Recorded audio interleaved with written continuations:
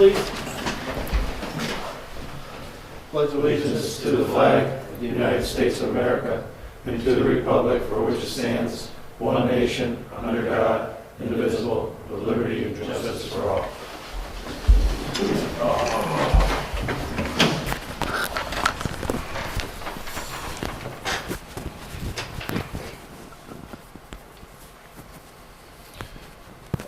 First thing on the agenda is the appointments. Police Department, firm appointments.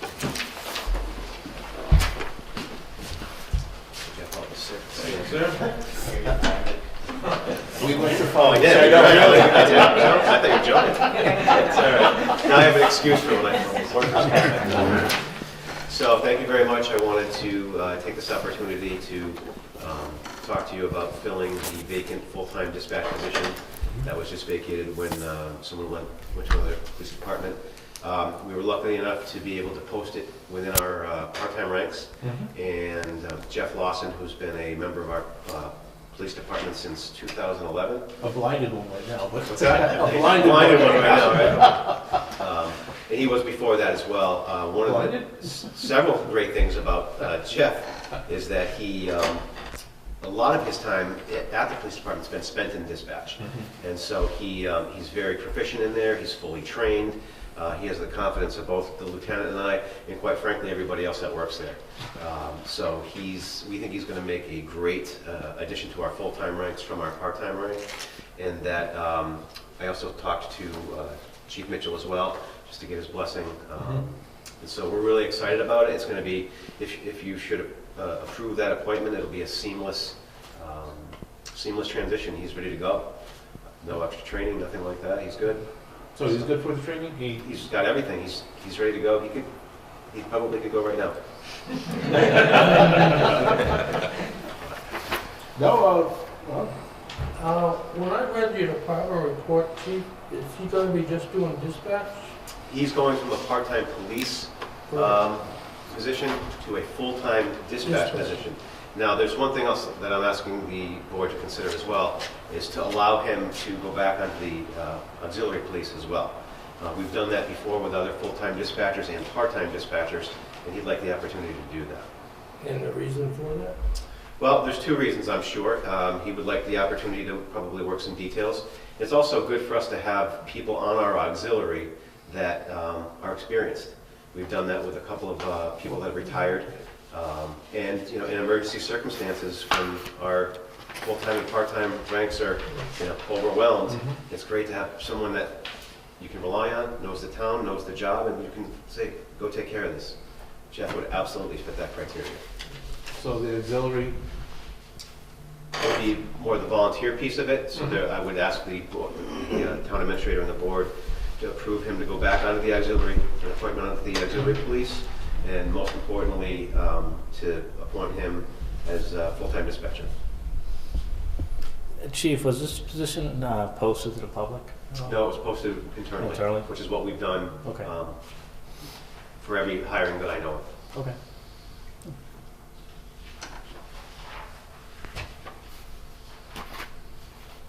somebody have any other questions? No, I just want to know if he was trained as a dispatcher. He has the necessary, and that's what you already claim he does. Yes. Okay. All of our police officers are cross-trained as dispatchers, so they'll have all the training to sit in there as well because they need to from time to time. Because that's very crucial. That's meaning the life of the person who's in that cruiser. Absolutely, and it's the safety of the people in the cruisers, it's the safety of the people in their homes. Anybody who dials 911, they're going to get Jeff or one of the other people that are sitting there, and he's fully trained, incredibly experienced, well-versed in there, and maybe most importantly, he's confident in it, and he likes to be in there. Some people, if it's something that you don't do on a regular basis like anything else, you can have a lesser level of confidence, but that's not an issue for Jeff. It does state here that Jeff had over 8 years experience as dispatching. Right. Yep. Just for Steve, I know Steve had asked. Yeah, no, I'm fully, I've actually, not the time, I actually received the life-saving award a couple of years ago for this dispatching and was acknowledged by Senator Lesser and received a life-saving pin and an award for dispatching a few years back. That's great. It is great. Thank you. Well, at this time, I'll make a motion to appoint Jeff Lawson to a full-time dispatcher for the Granby Police Department, starting January 13th, 2019. And I will second Glenn's motion as he read it. All in favor? Can I ask one question? Sure. You waiving the 1-year probationary period? I believe that it would be waived by just the terms of the contract because of the amount of time that he has on part-time. I don't think there's going to be a probation period. Because normally for the first year it's usually... Normally there would be, but just to kind of clarify with the way that the contract is written, for a part-time employee goes to full-time status, their time as a part-time employee is taken into consideration with their probation period. And while I don't have the numbers, I can guarantee you that he's going to have at least 1 year's worth of full-time equivalency if you were to add up all the years of hours. So my guess is he's not going to have a probation period, nor should he.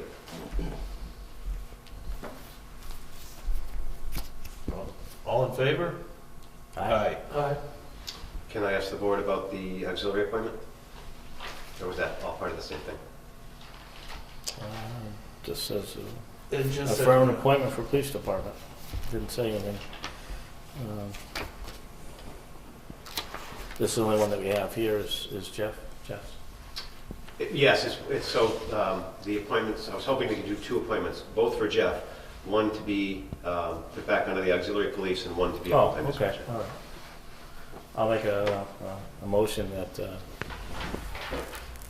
we'd like to appoint Jeff, I guess, back to the auxiliary police as well, effective January 13th, 2019. And I'll second Glenn's motion. All in favor? Aye. Actually, I'm gonna backtrack that if I can. You're already on auxiliary. I'm part-time police. Okay. So for clarity, he's going from a part-time police position to a full-time dispatch position. The part-time police position's going away, and so he'll be a full-time employee, but a member of our police auxiliary. So he'd be eligible for details. He can work details if we need prisoner watch in an emergency circumstance, things like that. I want to, if I can, I'm going to re-motion or another motion to make that effective immediately as far as auxiliary police. Still today being the January 7th, 2019. My only concern about that would be, you have I have shifts I still have to he has finish up. part-time shifts between now and the 13th. Anyway, you put me in a bind. Well, then we go back to my original motion. I'll withdraw my second motion. Congratulations. Thank you very much. Thank you. Appreciate it. Thank you. Appreciate it. Thank you very much. Thank you. Excellent. Thanks. Come on. Congratulations. Thank you. All right. Okay. Next on the list is, Well, we got 5 minutes for that if you want to do a couple of the agenda items. oh, thank you. Up to you. Up to me, actually, but This is up to you. I just, if you want, I'll make a motion that we accept the departmental reports. I just had a couple of things on that from reading the department reports. And it's not one particular department, it's just been collective over time. I've noticed on the vehicles, we're paying money to have them inspected every year for preventive maintenance. And it seems after we pay the money for preventive maintenance, lately they're coming up broken. And again, another fire truck broke, engine 1 this time, the knuckle went on it. And that was, we paid them quite a bit of money to have that one inspected. Mr. Martin, the status of engine 3?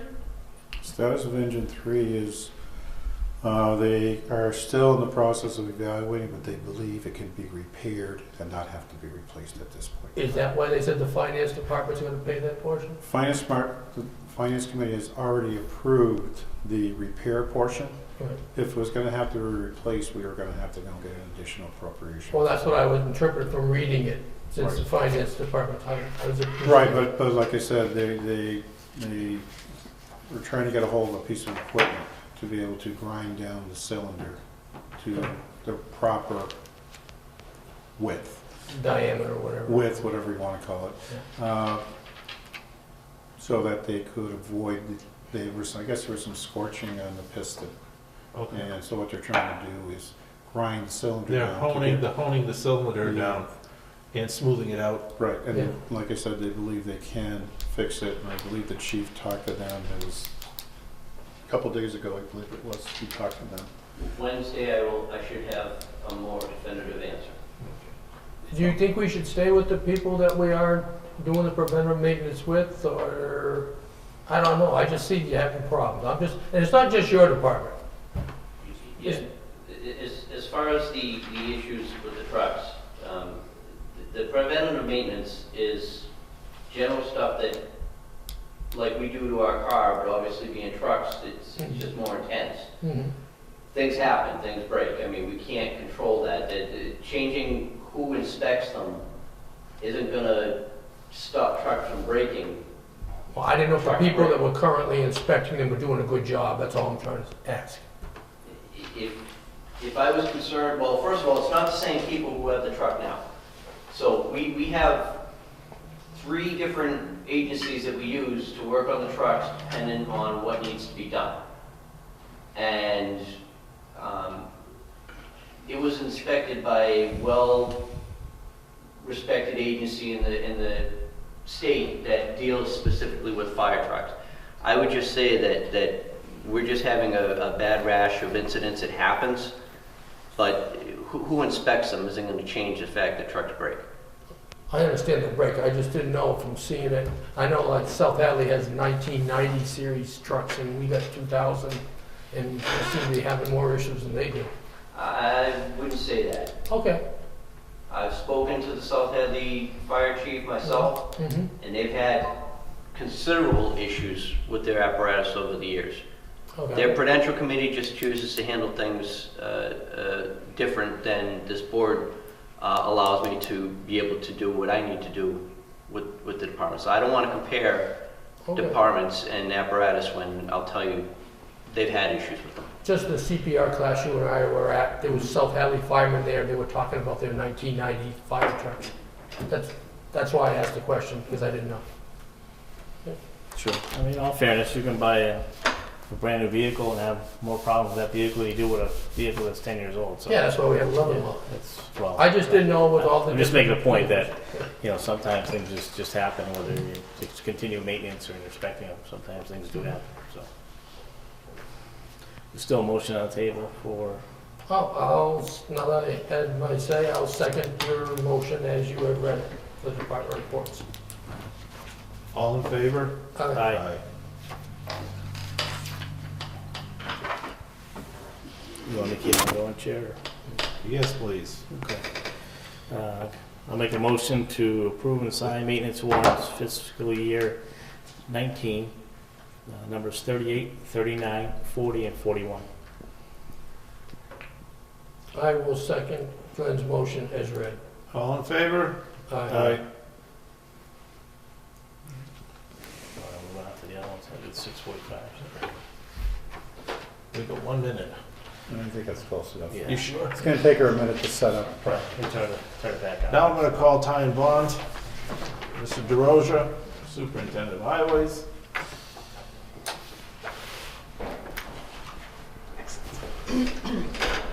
Thank you. My name is Tracy Adamski. I'm a planner with Ty and Bond, and we've been working with Dave and his department on helping the town comply with the EPA MS4 requirements. So that's municipal separate storm sewer system, there's your S4, requirements, which is an EPA general permit. The town was initially under the general permit back in 2003, but as of last year, a much more restrictive permit became effective, and that's what we're working under now. So today's a presentation to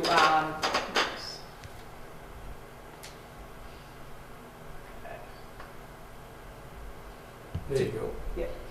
to go over just what the overview of this Granby Stormwater Program happens to be, some of the items that we've already accomplished, some of the things that are in line to be accomplished, and solicit any questions or feedback that you have on the program. I guess a couple of things to note: it is a 5-year permit that went into effect in last July 1.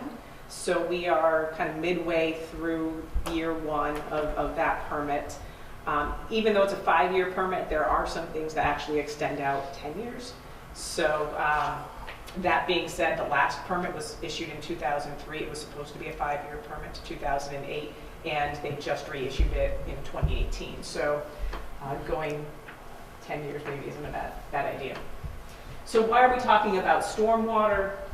Essentially, we started off addressing all of the point source discharges. EPA in the late 60s, early 70s, when that was established, the Clean Water Act was established, they went after all the industries, the point sources where you saw a pipe going in. Since then, there's been a lot of studies that have identified that we still have a fair amount of pollution, and a lot of that's coming from non-point sources, which is essentially runoff, so rainwater coming down and sweeping away pollutants that are on our lawns, our roads, our parking areas, and bring those into the wetlands and streams and rivers. So, like I said, there's been a number of studies done, and the increase in impervious surface shows has a definitive correlation with a decrease in water quality. So that's why we're dealing with stormwater. So EPA's program is jointly administered by EPA and Mass DEP. We're, Massachusetts, I think, is one of 4 states that is non-delegated, so that means that EPA does run with the program here. In Massachusetts, there are 260 municipalities that are incorporated in this program, and they, the area that's included in EPA's authority is, I'll put in quotes, the urbanized area. This is somehow decided by the census information.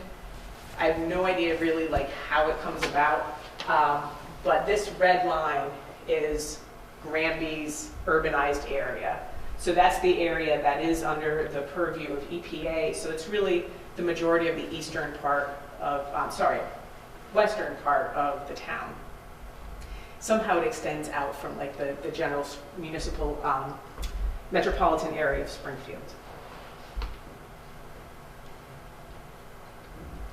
And under the MS4 program, there are 6 minimum control standards that the municipality is required to meet. So it includes public education and outreach, public involvement and participation, developing an illicit discharge detection and elimination program, addressing stormwater runoff from construction as well as new developments, and in general, good housekeeping and pollution prevention. And I'll go into a little bit of detail on those. EPA is very prescriptive in the general permit on what has to happen for each of those requirements this time around.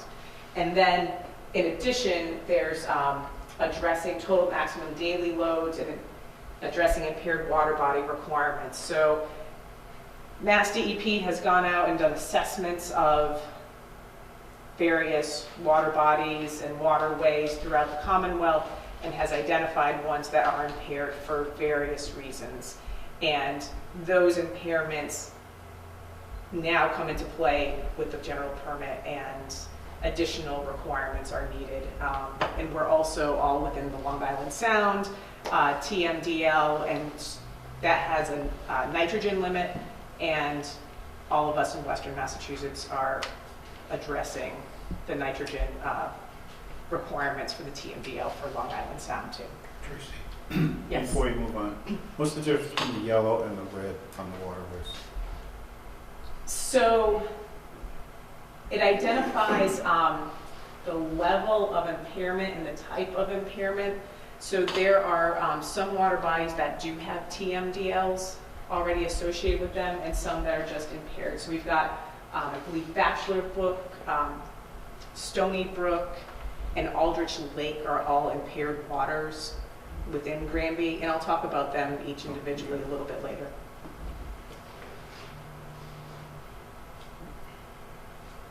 So for Granby's stormwater program, things that you already have had in play, there's educational materials that are linked up on the town's website and municipal buildings. There's public participation, which included community stream team cleanup days, hazardous waste collection, stormwater outfall mapping. Dave has gone out and mapped and worked with PVPC to map all the stormwater outfall, so that map is already out there and developed. And based on the 2003 permit, there were bylaws that needed to be put into place, and those were done. And so you have an illicit connection bylaw that makes it illegal to have anything other than stormwater essentially going into your system, and then another bylaw that addresses erosion and sediment control from construction sites and new development. And Granby's also a member of the Connecticut River Stormwater Committee, which is going to assist a lot in the educational materials as you guys move forward.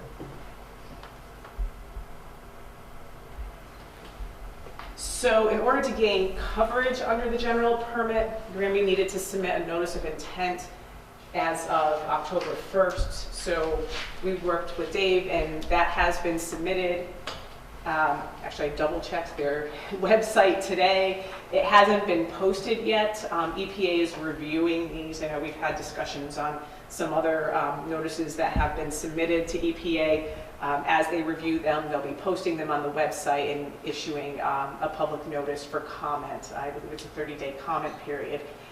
With the current shutdown, I don't know when exactly that will come out. It's going to be also a little bit more complicated too, from what I'm hearing. I was just at a meeting today at Pioneer Valley Planning, and they had heard directly from Luke Tedder, who is the person that wrote this permit requirements for EPA, that your permit will begin when they issue you the authorization of discharge, which means that we might not even have a permit until, I don't know, March, April, May, who knows, June. So all of our timetables are going to be pushed off like a couple of years. So it's going to be really sort of crazy trying to manage all these different times. Timetables. It's going to be a moving target. Yeah. And even like the public education portion, there was things that were supposed to be done in the first year. Well, the first year has already gone by. We didn't even have a permit, so the first year will be maybe next year. So it's going to be fun. I'm still not sure I agree with that, That's but that's another story. we haven't seen it in writing yet. Right. EPA doesn't like to put anything in writing. However, with the current state of affairs, EPA is not doing anything on these applications at the moment. But the notice of intent was submitted on time, and so Granby has done their part in order to get coverage under the general permit, and now it's in EPA's hands.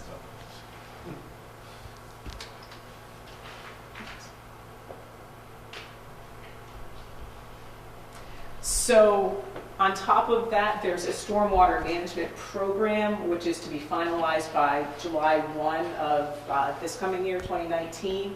And that essentially takes the notice of intent, which identifies all the best management practices that the town is going to undertake, and provides a little bit more detail on that. And we've already drafted that, but now we're in the waiting process to see what comments come back from EPA before that can be finalized. But that's in good shape for, when we get closer to that July 1 deadline.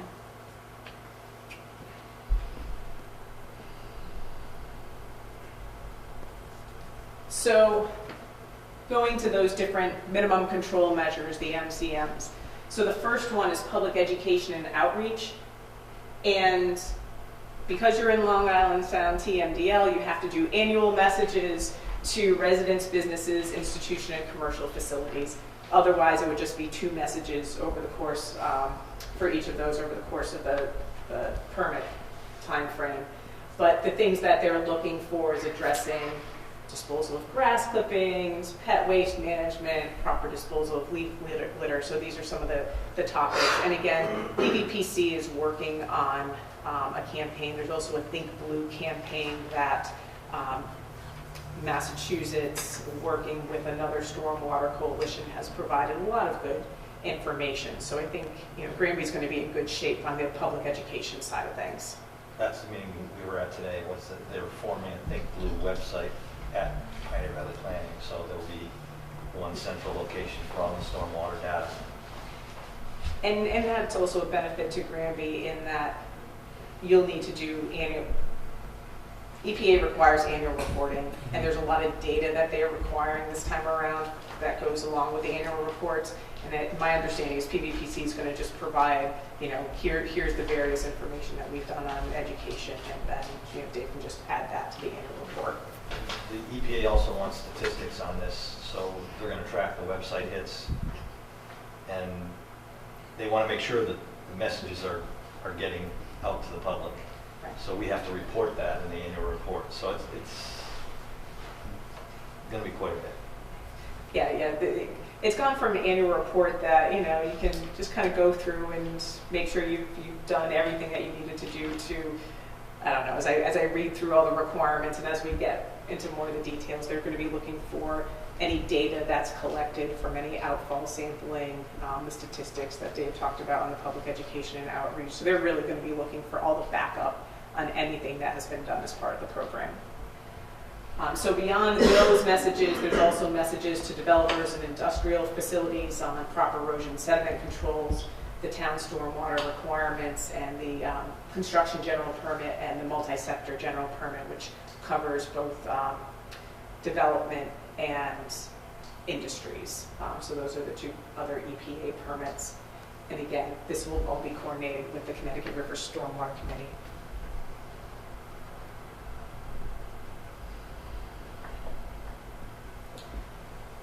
The second minimum control measure is public involvement and participation.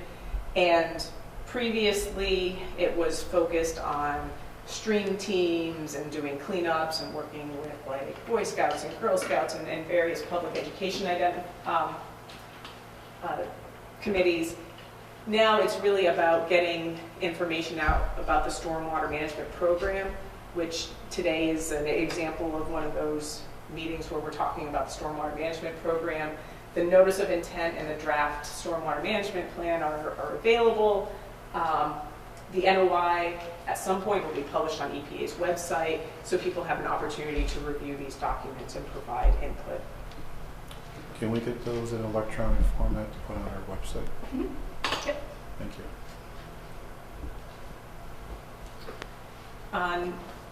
The third minimum control measure is probably the one where there's the most focus and is probably, I'll say, the most time and money consuming. And it is an illicit discharge detection and elimination program.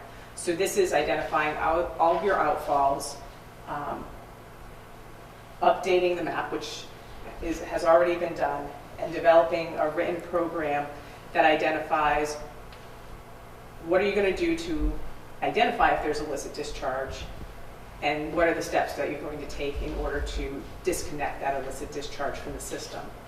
I'll say for Granby, you don't have a lot of older infrastructure like some of your neighbors do. There's no combined sewers. Your sewer system is, it's relatively new. So it's less of an issue, but it's still something that you just kind of have to keep track of. And the outfall monitoring has to be done regardless.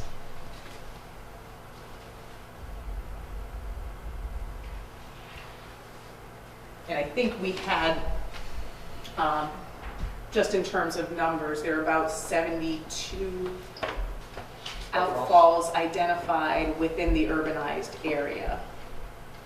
I've never counted them. We've always treated the entire town because it's really complicated to draw a line in the middle of the street or something. We've always handled the entire town the same. We might have to do something different in the future if costs become prohibitive. But we've mapped the entire town.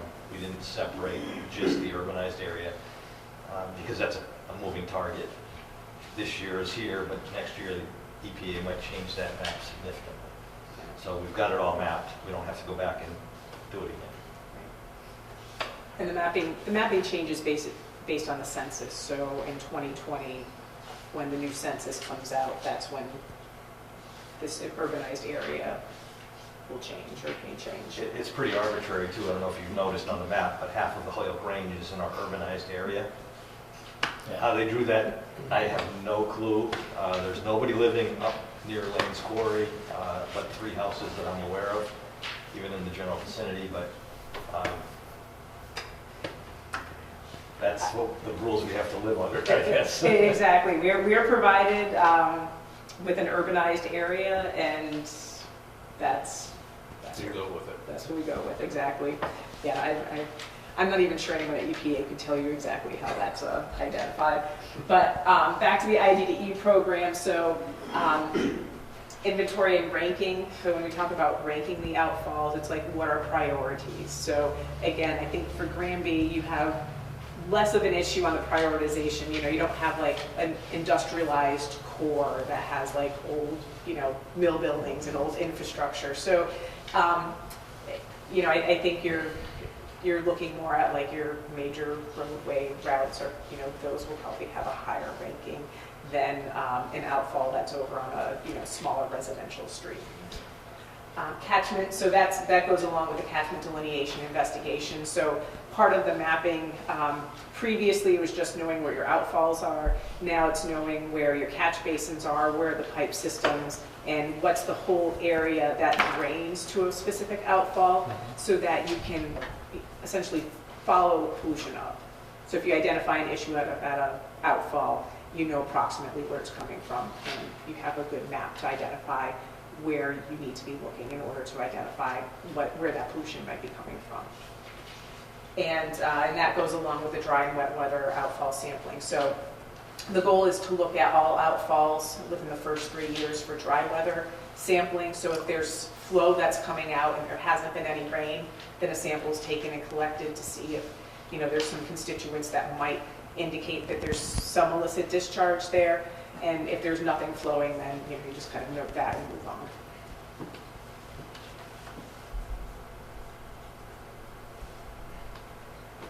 So minimum control measures 4 and 5 really deal with construction and new development. So it's making sure that you have your requirements for erosion and sediment controls in place, that new developments are treating their stormwater and maintaining it on site so it's not causing off-site flooding, and that you're looking at low impact development, or encouraging people to use low impact development options, which are less on the hardscape and more on drainage swales and some of the more natural systems if you can. So it's trying to put some of those into your existing bylaws.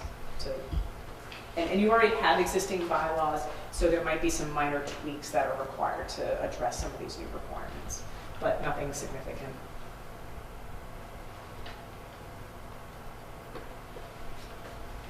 One of the other requirements is to look at municipal facilities, such as this facility here, the senior center, and identify options for stormwater retrofits.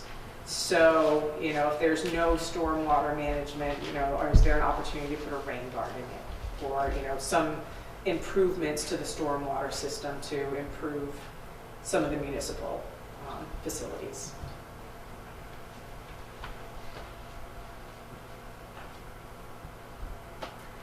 And then the last minimum control measure is good housekeeping. So this includes looking at all the municipal facilities and identifying what are just some good practices. And it addresses everything from street sweeping to vehicle washing to hazardous material storage. And we've already worked with Dave on developing an operation and maintenance plan that takes all of those into consideration and has some of these standard operating procedures in place. Can I ask you another quick question? With the Route 202 project that's being proposed, of putting in sidewalks, bikeways, other items, are they going to be looking at ways of addressing these MCMs, or are we going to have to make sure that they are addressing these as part of their construction projects? They should be looking at them, but you may have to, they are likely to be requiring permits from you if it disturbs more than an acre of land. So these are things that they should look to incorporate. If they're increasing impervious surfaces, then they should be installing or making some improvements to the stormwater system along Route 202. Mass DOT has to get a permit as well to discharge stormwater, same way we do with this permit. So they're going to have a permit for the entire state, any of their roadways. So they will have to. But I'm just saying, Comply with putting in similar- all these sidewalks and going along by Stony Brook here and the whole 9 yards, I just want to make sure that they're addressing those issues too at the same time, that's all. They should be. It should be, yes. Yeah. And I would imagine they're disturbing greater than an acre, so they would also need to get a construction general permit from EPA that has all of these same types of requirements, so. Okay.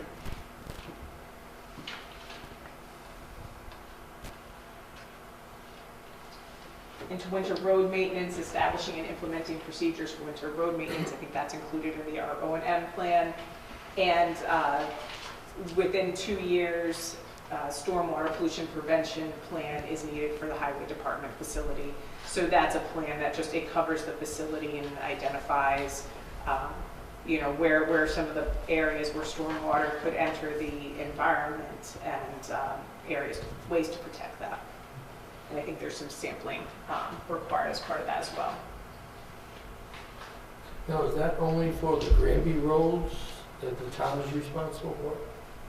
The roads that Granby owns, you're responsible for? Yeah, so if there's a private road, Or a state road like 202, the state is responsible. Yep. And that's what Dave was talking about. They also have to get their own permit under this MS4 permit with EPA, and their plan should cover how they're addressing all the state roads. The EPA would expect them separately from the town? Correct.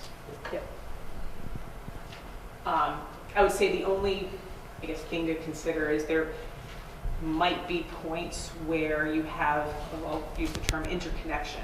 So there might be, a street that you have that's coming in that has stormwater that, connects to the catch basin or something on 202, or vice versa. Mm-hmm. A catch basin from 202 connects over to Granby Street. So that would be an area where you want to communicate with DOT. And we do have those 5 corners. Right, that's what I was thinking. It goes right through Cumberland Farm, picks up their system, our system dumps into their system, and then they dump back into our system and goes through CVS and district. So it gets really, We got private in there too. yes, we Like to share. So back to the water quality.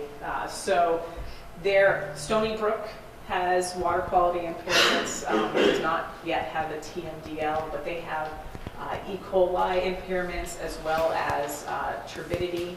And because of those, there's a few extra requirements that are required within the Stony Brook watershed. So it includes, additional educational messages, as well as additional street sweeping and catch basin cleaning within those areas. Tracy, before we move on, Sure thing. one of the things on the O&M also that is a big change into this permit The last permit, we were cleaning catch basins biannually, so once every 2 years, we'd clean all the catch basins, or try to. Now, under this permit, we're cleaning them as often as it takes to keep it under 50% full of the sump in the basin. And that's one of the reasons I cleaned every basin this year, was to try to get some background data on that. Baseline. So we know what frequency we have to clean these basins at, because we've never tracked it before. We cleaned 500 basins this year, and about 140 of those were over 50% full. So I know there's almost a third of our system is going to have to be cleaned more frequently, probably than once a year. So you run the math, that's 600-700 catch basins a year that have to be cleaned. That's a big job, where we used to clean 100 a year. So it's a big increase. And I'd be curious too, Dave, how that's going to impact your budget, because you're talking about a lot more manpower hours yearly versus, Yes. like you said, you did it, every other year. Now you're doing it much And more just often. to track all of this, we're showing out, we're doing a lot of it, we're trying to do a lot of it automated. Directly, the guy in the field will put that in, because it took me 3 weeks just to log in, 3 weeks of my time to log in what we did this year on 500 basins. And we're going to be doing more than that in the future. So we have to automate it. I don't have the time to spend 6 months a year doing data entry for Storm Phase 2. It's going to be a huge burden time-wise. So we have to automate as much as we can. And I'll be glad to show you how we're doing that in more detail, but we're in pretty good shape with that. We've got the ArcGIS online, so the guy in the field can immediately punch all this data in. It goes to a database, and we can manipulate that data in the office afterwards to query, to find out which basins are going to need more frequent cleaning and everything. Because you're talking about a lot of basins to keep track of. Yeah, absolutely. And That then, new system you have from the computer is going to help you immensely. Yeah. Once we get all the little bugs shaken out of it, we're still cleaning up a lot of the data, but it's getting there.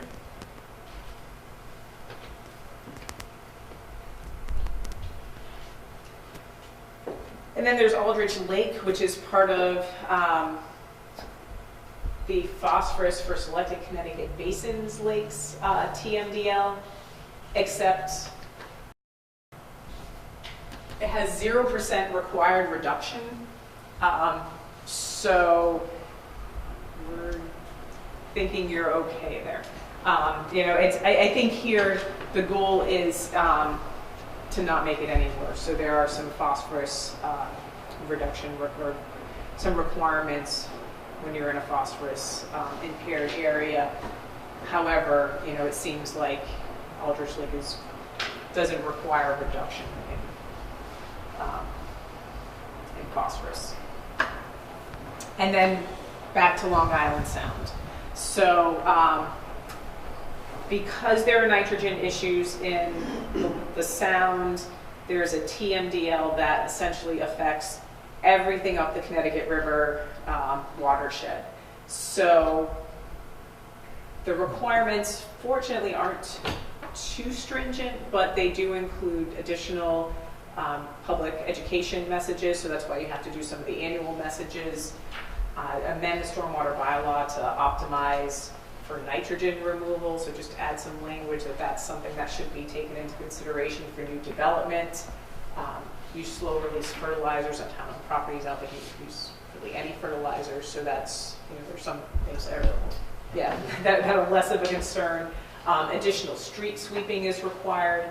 I guess on the street sweeping, one thing that we can note too is that there's the potential to reduce, so you don't have to sweep every single street, but some of the more rural streets that don't have curbing and don't have infrastructure on them, you can inspect them, and if there's not a lot of sediment built up or whatever, you don't have to sweep them.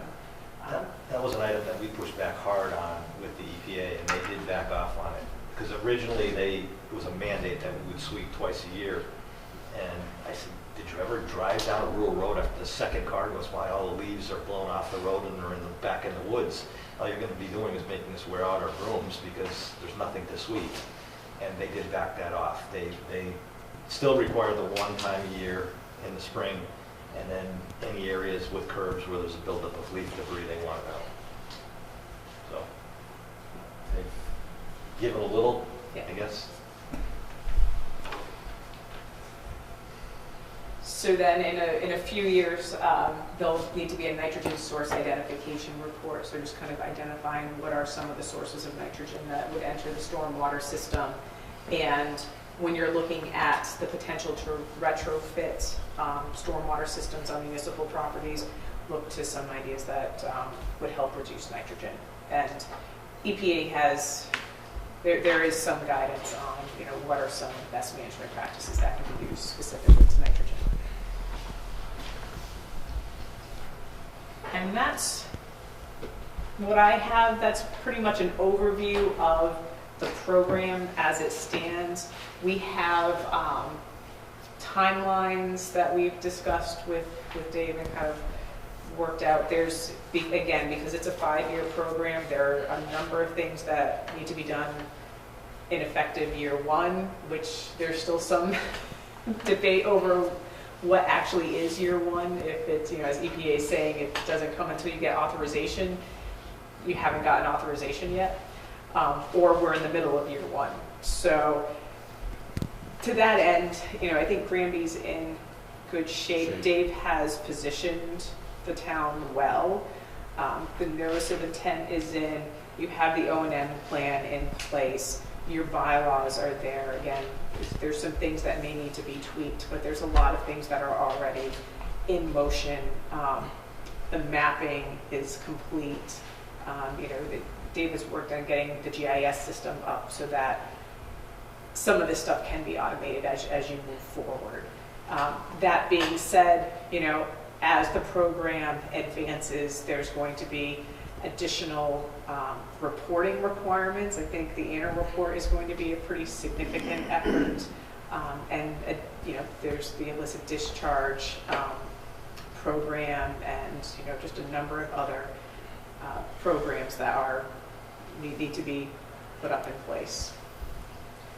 Is there any information available on the requirements of these? What increases is going to be required in the individual budgets? There actually is some guidance out there with respect to, general municipal population, and they did some analysis. This permit has been about 10 years in the making, and so there are some studies that are out there. It ranges for communities. It might be 50 grand for some communities and 250 grand for others, depending on the size and the complexity of their system. Is there a percentage for a small town like us so we can start planning ahead? We have done that. We have budgeted. Oh, you have done that? Okay. We have I didn't budgeting, anticipating this workload. Yeah, I wouldn't necessarily, it's a percentage based, but it's kind of based on where is your starting point? And, there have been some discussions with Dave on what needs to be done. He's done his budgeting. There were some spreadsheets that were done by EPA, and a few other people had put out estimates on what it was going to cost the towns, and we sort of followed those in addition to getting estimates from consultants on what their cost would be to help us achieve these goals. I just was worried about your budget being short this year when we get close to budget, we're going to need any more or what? A lot of this stuff, though, we don't know on the outlying years. If some of this stuff is pretty new, nitrogen removal and stormwater, hasn't been done everywhere, and some of these things, so especially like to the retrofit point, we can come up with a dollar amount for doing a study and identifying some options, but then in order to construct anything, that's a whole different ballgame. So depending on what you plan on doing, like a rain garden could be a few $1,000s, but if you're putting in some type of underground system, you're in the $50,000 to $100,000 range. So it could be a wide range once you get into actually constructing some of those retrofits. But there's the studies that need to be done until to get you there.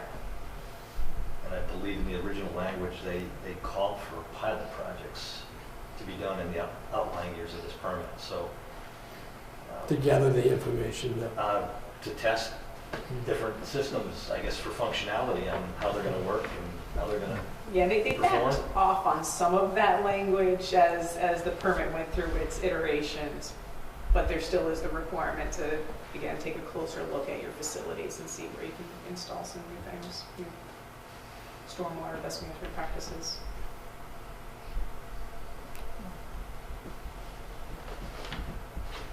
Steve, can I ask one question? Sure.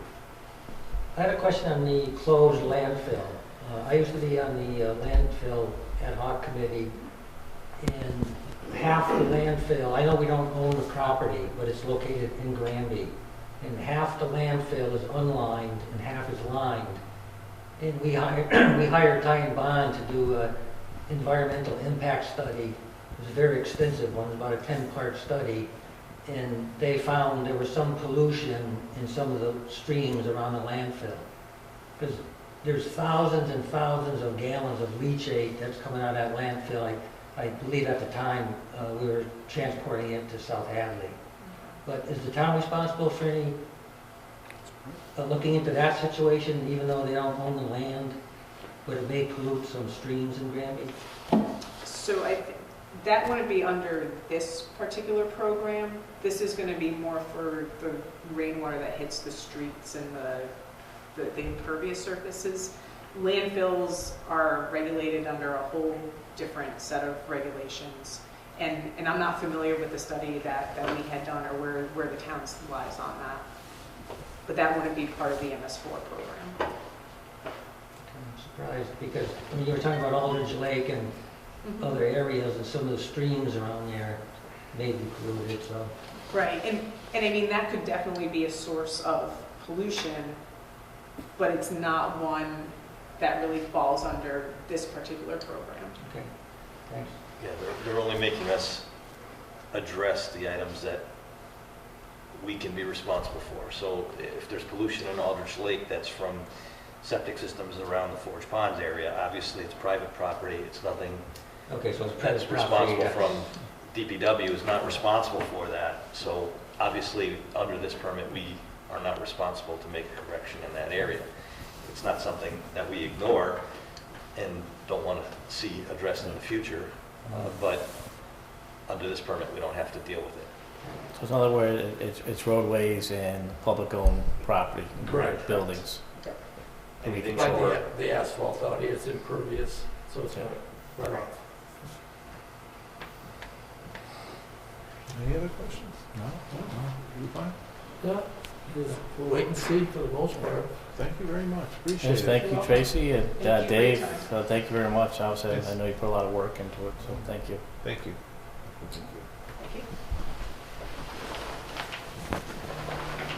Do you want to recess for a couple minutes while she picks up her? Yeah, okay. Take a recess, 10 minutes. All right. Regarding the ZBA, what we are doing, I'm proposing to do is make a switch. Currently, we have Kathleen Bronner, who is an associate member. I'd like to have her become a full board member. And Eugene Marion, who is currently a full board member, to go down to an associate member. Mr. Marion, due to personal reasons, is having problems attending the meetings. Okay. Right now, hopefully they'll be able to go back to being able to attend in the future. So that's why I just want to make the switch so that we have people who can attend more of the meetings on a regular basis, so the CBA doesn't have to delay some of its proceedings due to the lack of a proper quorum. Is that going to have any effect on the Bow and Gun Club? No.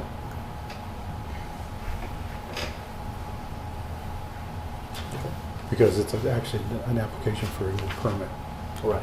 so, Okay. So okay. it'll be a new board. Yes. Okay. And the second one for the Historic District Commission, I'd like to appoint William Johnson as the 3-year alternate to the committee. Also, I'd like to add Greg Leonard as a 2-year alternate to the committee. Effective immediately.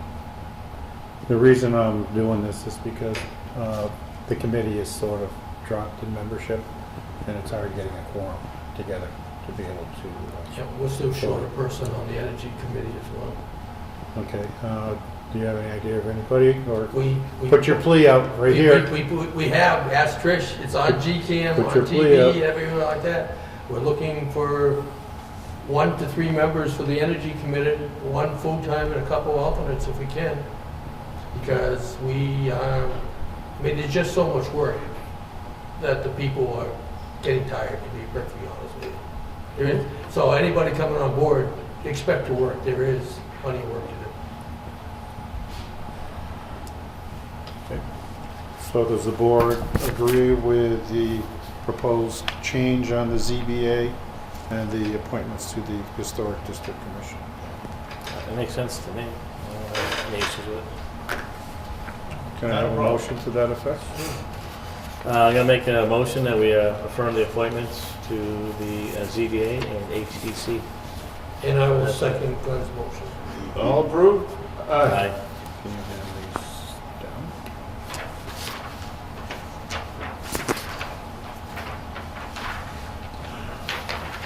Okay. Regarding the gas fee schedule,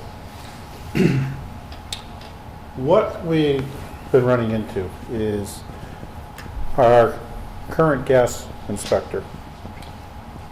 We have 2 fees. Basically, it's one for a permit that requires only 1 inspection, or one that requires not more than 2 inspections. And if he does additional inspections, it's $35 each. What's been happening is on some of the permits that we've been collecting, we are only charging for 1 inspection, where it's requiring 2 inspections. However, nowhere on the permit does it tell the inspector how many inspections are being paid for. So basically, we've undercollected on some past permits. What I'd like to propose is to get rid of the fee for gas permits only requiring 1 inspection, and going with the one for not more than 2 inspections, and then the additional fee for inspections or re-inspections. Basically eliminate item number 3, just to make sure that we're covered for what we have to pay out to the inspectors for inspecting these type of permits. Okay. It's logical. Do I have a motion? Yeah, I'm gonna make a motion, yeah. Make a motion that we approve the new gas fee schedule. I will second Glenn's motion. All in favor? Aye. Ready to do your reading? Sure, why not? A lot of stuff here. You want to do them one at a time, or do you want to read a bunch of them? There's a lot of them. Well, how many we have? Got quite a few. Yeah. I'll do them all together, and then I'll make a motion to approve them all, and if there's any concerns, we'll address them as such. All of the previously been issued in years past. There's nothing new in there, right, Chris? Let me go through as I go Yeah. through. I haven't looked at each individual. So these are all common vic licenses. So Commonwealth of Massachusetts, Town of Granby, it's a common vic license for CVS Pharmacy Inc., store number 71111 at 70 West State Street, Granby, Mass. 01033. Something Special Catering Service, 181 West State Street, Granby, Mass. 01033. David Kaczynski does business as Dave's Natural Garden at 35 Amherst Street, Granby, Mass. 01033. Subway of Westfield does business as Subway number 54290, 47 West State Street, Granby, Mass. 01033. Cynthia Maloney does business as Cindy's Drive-In at 455 East State Street, Granby, Mass. 01033. Early Mug LLC, 337 East State Street, Granby, Mass. 01033. CCLI Corp. does business as Little Italy Pizzeria, 56 West State Street, Granby, Mass. 01033. RZ Granby Convenience Inc., 30 West State Street, Granby, Mass. 01033. Granby Pharmacy Inc. does business as Center Pharmacy at 242 State Street, Granby, Mass. 01033. Sapowski Farms, 434 East State Street, Granby, Mass. 01033. I'm gonna hold these, those are all the same. Okay. So I'll make a motion at this time that we approve the common vic licenses as read. I will second Glenn's motion. All in favor? Aye.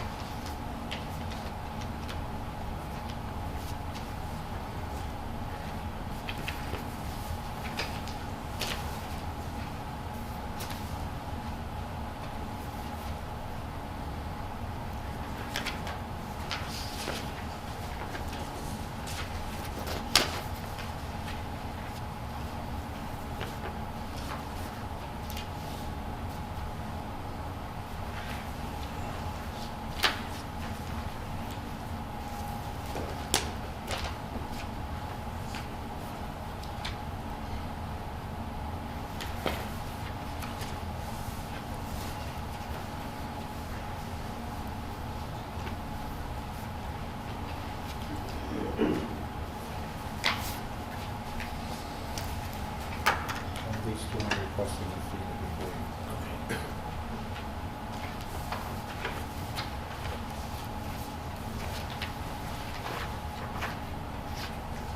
A new phone?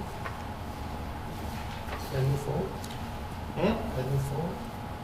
Is that a new phone? No. I thought you had a big one of business.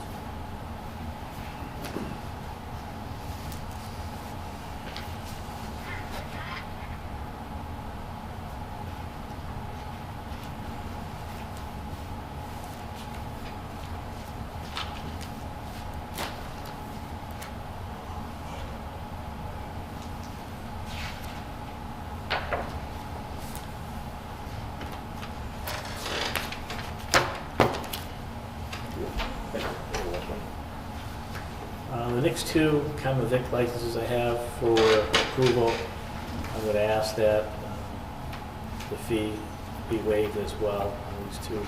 It is for the Friends of Granby Veterans, P.O. Box 38, Granby, Mass. 01033. Obviously, they raise money through donations and events for the purpose of Veterans National, for the things they do for the veterans. So, and then also we have the Granby Preservation Society at 250 State Street, Granby, Mass. 01033. Again, I'm going to make a motion that we approve these two, as well as waive the $25 fee that's associated with the common vic license. I will second Glenn's motion. All in favor? Aye.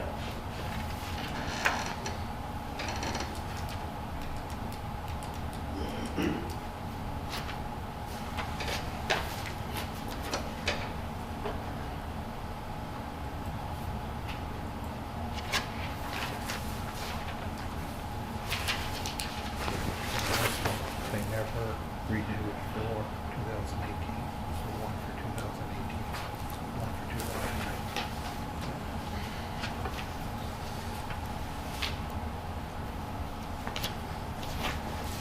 We have common vic license for Rusty's Corner Store. There's also for, they're at 102 New Ludlow Road, Granby, Mass. 01033. And the common vic license is for 2018, as well as another one for 2019. Apparently did not renew it for 2018. Yes. Whoops. An oversight, most likely. I would think so. I would hope so. I would too. Was there any follow-up, Chris, in regards to that? That's why. I just forgot. Sure, just I'm keep not on gonna, reading. I can't answer that question because I know we were notified multiple times that Okay. their license had expired. Okay. Is everything in order? Everything is here. Did he get a late fee for 2018? No. He just paid it. I'm gonna say as long as we get the fee, then I'm not gonna worry about it. But by right, we should make a policy that if they don't renew by a certain date, that their license should be pulled. Yeah. I definitely agree with that, because technically they're operating on a license. Correct. So, maybe in the future, our Was he selling cigarettes? I don't know what they sell at Rusty's. Never been in there. That would be Board of Health anyways, Mm-hmm. who would be dealing with that. that'd be something good that should be right on the common vic license. Well, that's why I want to find out, does the board want to update the application for license to indicate? Yes. Well, we'll take care of this first. I realize that, I understand that. Then I'm we'll not- go out to the next one. Okay. So there is a motion on the table to approve two common vic licenses for Rusty's Country Store, again for 2018 and 2019. And I will second Glenn's motion. All in favor? I would suggest that there is a letter sent to them in regards to this. Really notifying that it's discouraging. Unacceptable. That's a good way to put it, Chris.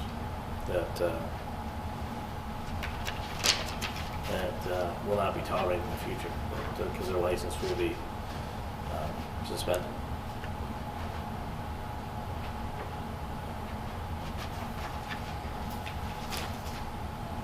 Thank you.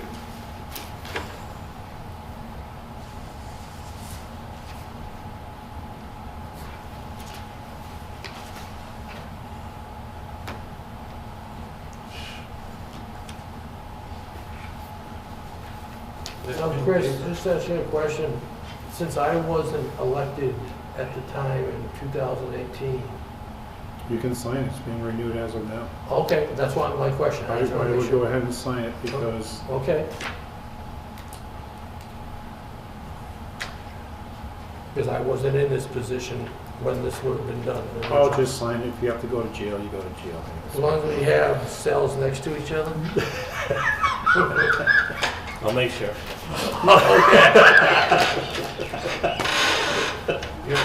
Your wish will be, Let's see here. We have a license for an entertainment license to provide entertainment to customers as follows. Live music, first Saturday of every month for the Classic Car Show to be located at 455 East State Street, Granby, Mass. 01033. It is for ACM Inc. Does business as Cindy's Drive-In, 455 East State Street, Granby, Mass. 01033. Is that the same? Did we just approve a common vic license for that? This is entertainment. I understand that, but was there a different name on that than ACM Inc.?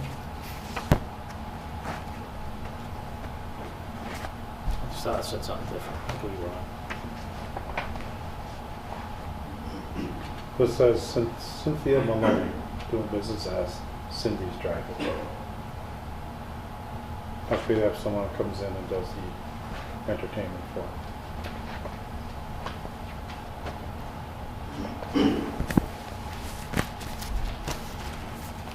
Just wondering, you have two different Maybe it's businesses who's doing a DBA, the same business.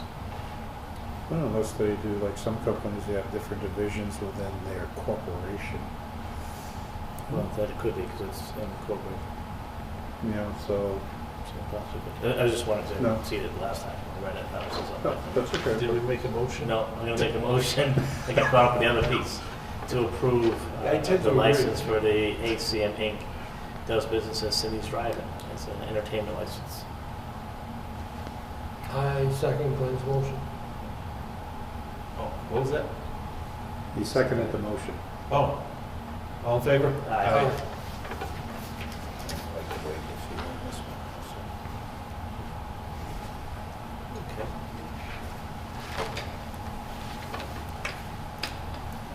Cindy's Inc. I want to make sure that was, the license was correct. Oh, I think you're right. I see something like that. Any other questions? Nothing wrong. We have a entertainment license here for the Granby Preservation Society at 250 State Street, Granby, Mass. 010. It is for entertainment license to provide entertainment to customers as follows. Live entertainment consisting of DJ behind the main building between 10 a.m. and 2 p.m. only, located at 250 State Street, Granby, Mass. For car shows.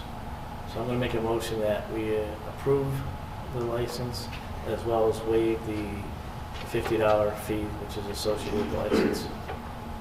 And what was that for again, Glenn? I couldn't hear. It is for the Granby Preservation Society. Oh, okay. I will second that motion. Are they non-profit? Yep. All in favor? Aye.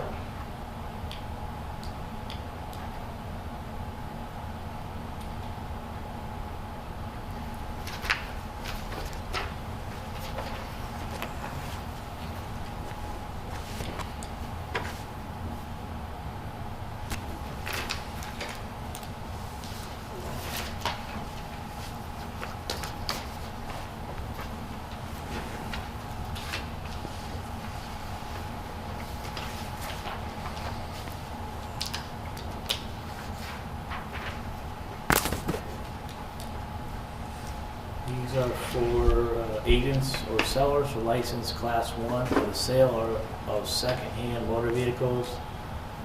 Is to Suzuki of Western Mass Inc. That does business as All Power for 43 West State Street. The building is a 5,000 square foot building, 2 rooms, 1 used for storage and service, 1 used for display and selling. Restrictions will be no more than 5 in-trade automobiles or pickup trucks at any one time on licensed property. I'll make a motion that we grant the Class 1 license to Suzuki of Western Mass, who does business as All Power. I will second Glenn's motion. All in favor? Aye.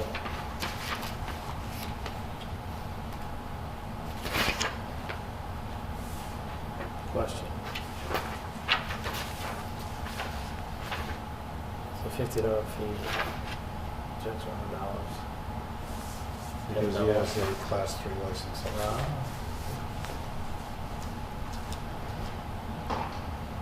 But you had his answer. We did.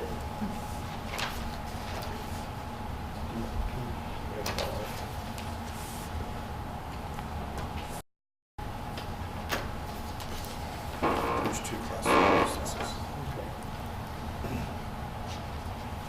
So we have a motor vehicle junk license for class 3. It is for Naraki Inc.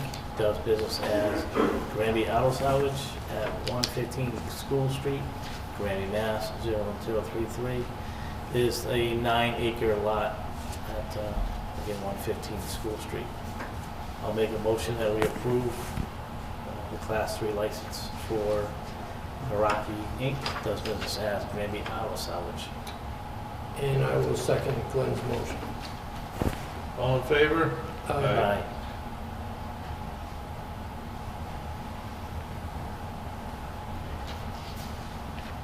Additionally, we have another motor vehicle junk license for Class 3. It is for Suzuki of Western Mass, Inc., does business as All Power. And again, it's located at 43 West 8th Street, Granby, Mass. Land and building located at 43 West 8th Street. All storage of work must be performed inside. All storage and work must take place in the present repair shop, the motor vehicle showroom building. Must not involve any cars, unsalvageable scrap products, hazardous materials must be stored properly and disposed of. I'll make a motion that we approve the motor vehicle junk license Class 3 for Suzuki of Western Mass, Inc., does business as All Power. And I will second Glenn's motion. All in favor? Aye.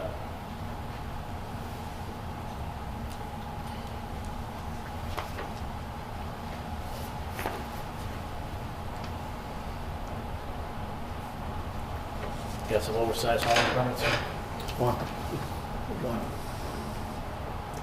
Yes, we have a, for overhaul permit, certified permission is granted to Ted Hornrick Company LLC of 58 Industrial Road, Chicopee, Mass.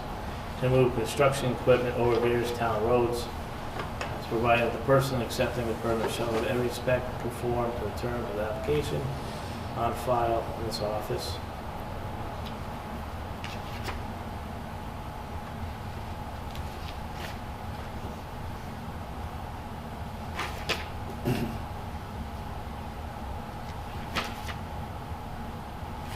I'll make a motion that we approve the oversized hauling permit for 2019 for Ted Ondrick Company LLC of 58 Industrial Road, Chicopee, Mass.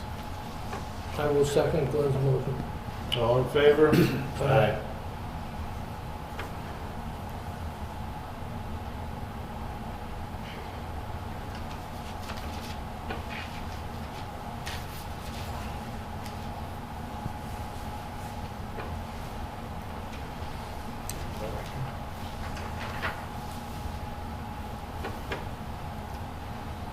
We have a letter from the Granby Selectboard dated January 7, 2019. It's going to the Open Space and Recreation Plan Committee, the Senior Center, second floor, 10B West 8th Street, Granby, Mass. 01033. Letters of support to Open Space and Recreation Plan for 2018. At the January 7, 2019 meeting of the Select Board, the board voted to approve and support the town of Granby's open space recreation plan as presented at earlier date. The board thanks you for all your work in compiling and updating this document.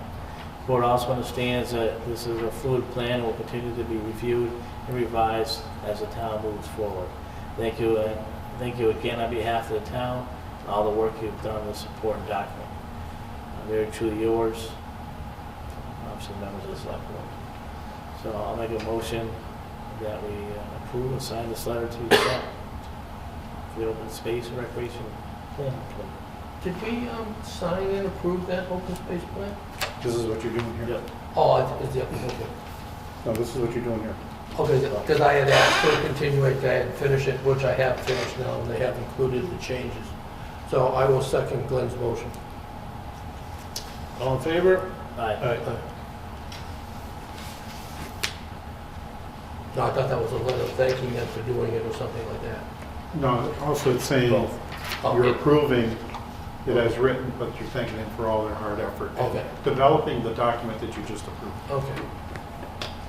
And that document will be posted on our website. Okay. Shortly?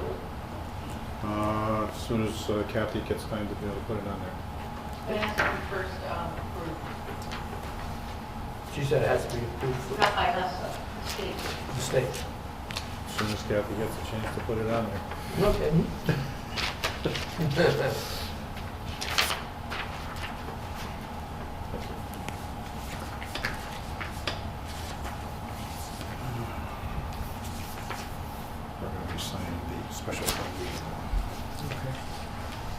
There's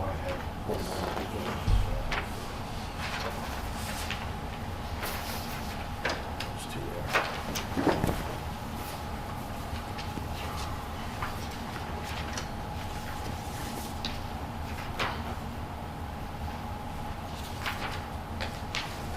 What's that? So this is the Commonwealth of Massachusetts, Town of Granby, special town meeting. To one of the constables of the Town of Granby in the County of Hampshire, greetings. In the name of the Commonwealth of Massachusetts, you are hereby directed to notify and warn the inhabitants of said town qualified to vote in elections and town affairs to meet at the Granby Junior High School on East State Street in said town on Monday, the 4th day of February next at 7 p.m. Then and there to act on the following articles to wit. Article 1, to see if the town will vote to amend the bylaws of the Town of Granby, Volume 1, by inserting Chapter 17, Section 10, large-scale grounded-mounted solar energy systems moratorium, or take any actions regards thereto. Okay, on January 2nd, the board held its public hearing regarding this potential bylaw change. I believe there was about half a dozen people who attended the meeting, and there really wasn't too much that was against it. There were some questions about some clarifications on different things, and some of it had to do with, really had to do with conservation issues, especially about land clearing for Christmas trees and things of that nature. So some of that wouldn't fall under this, but they would have to follow the rules and regs of Department of Conservation and Recreation under the State Forestry Program and Conservation. So, Okay. I know that one gentleman, whose name? Mr. Randall. Randall, had concerns with that. yes. Yeah, and that's when he announced to us, and the first knowledge we had, that he's considering putting a solar farm on his property. And just for general interest, since then, we've found out there's about 6 more solar farms under consideration, shall we say. There's work going on out there. They haven't done an application to the town. From School Street, I know Lion Street is upstairs, Easton Street, West Street. Again, until the application comes in, there could be work going on out there that we are unaware of. Sure, that is true. Okay, we have Article 2, to see if the town will vote to amend the bylaws of Town of Granby, Volume 1, Chapter 18, Fees, Section 1, Town Clerk, by deleting the current fee list and inserting a new fee list, or take any other action in regards thereto. Again, this proposed bylaw change was addressed at the public hearing on January 2nd. There was no opposition to the proposed changes. Article 3, to see if the town will vote to accept Mass General Laws, Chapter 64N, Section 3, as amended, or take any other action in regards thereto. Mass General Law, Chapter 64N, Section 3 is the statute that allows the town to charge an additional 3% in sales tax on recreational marijuana sales.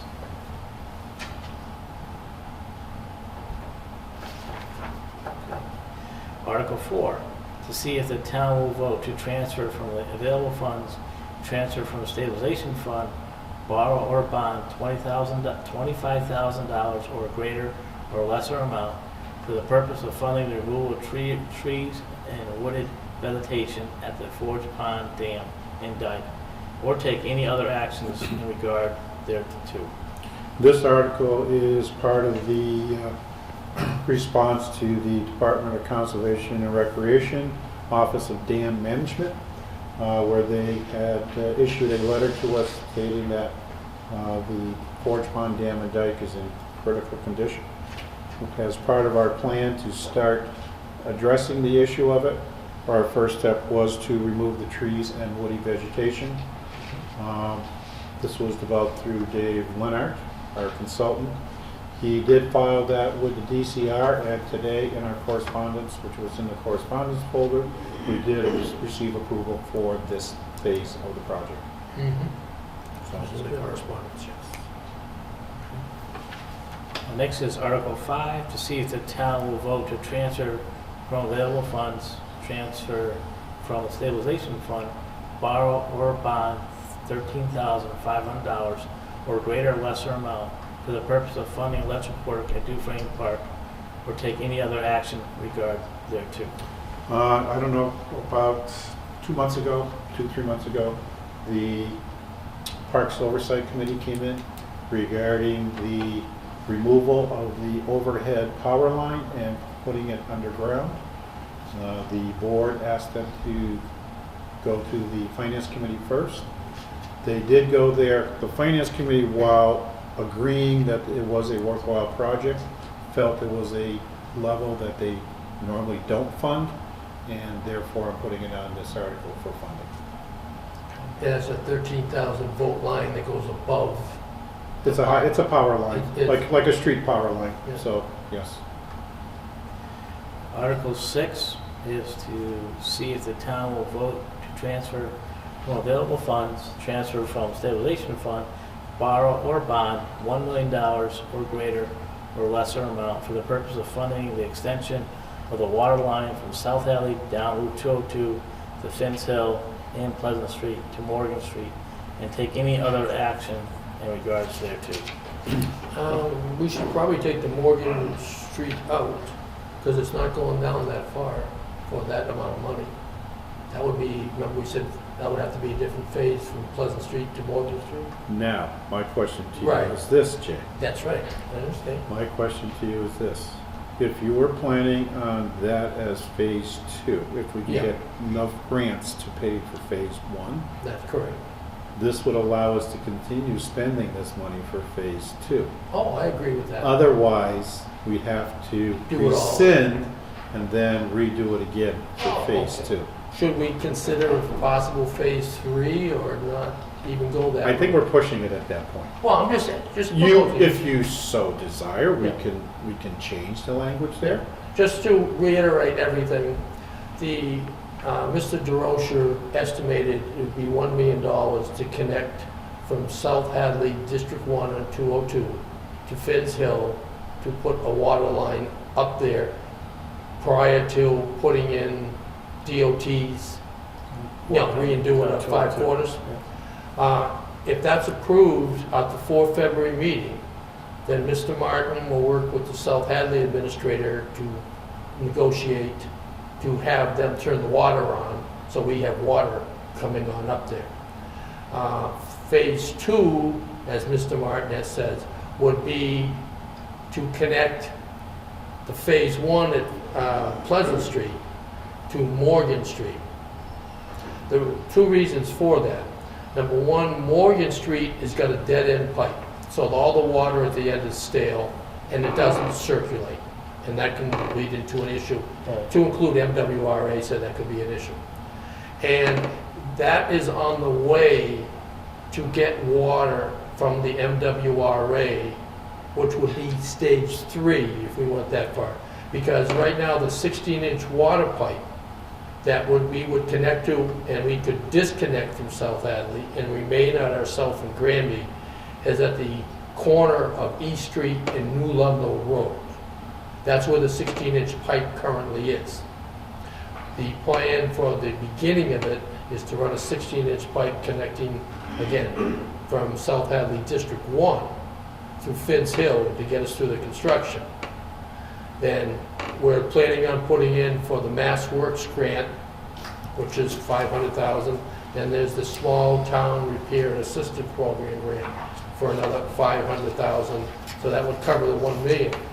But having earlier discussions today, I don't know, and Mr. Martin and I talked to me earlier today, and I didn't have an answer for him, if that would include the engineering portion of it.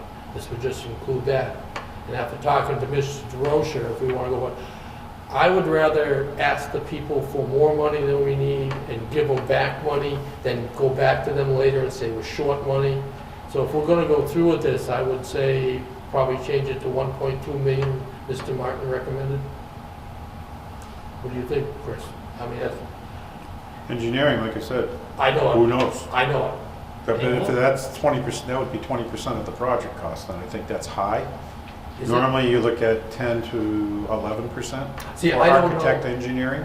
I don't know, I'm going by the people that tell me. Well, I understand that, but Mhm. I don't want to, You don't want to be undercutting the money. Yes. Either, same as me. yes. Right, I'd rather have enough money there to do it. Right. Instead of have to, okay, we have to stop the project because we don't have enough money to go forward because we weren't Mhm. approved for enough. And as Mr. Martin said, on stage 2, if we get the grant money, we can connect into Morgan Street into the Five Corners area by way of Pleasant Street. To get rid of the stub line. Yeah. Yeah, I think it's important that, Yeah. that water sits there stagnant. Yeah. Stay for stage. Yeah, even MWR was not happy with that. Yeah. So, all right, so I'm going to resend Article 6 to reflect the change in the value of the money. So to see if the town will vote to transfer from available funds, transfer from stabilization fund to borrow or bond $1.2 million or greater or lesser amount for the purpose of funding the extension of the water line from South Alley down to Route 202 to Finn's Hill and Pleasant Street to Morgan Street, or take any other action in regard thereto. So at this time, I'll make a motion that we accept and approve the articles as read for the town of Granby town meeting February 4th, 2019. And I will second Glenn's motion. All in favor? Aye. I'll make the change before tonight so you guys can see.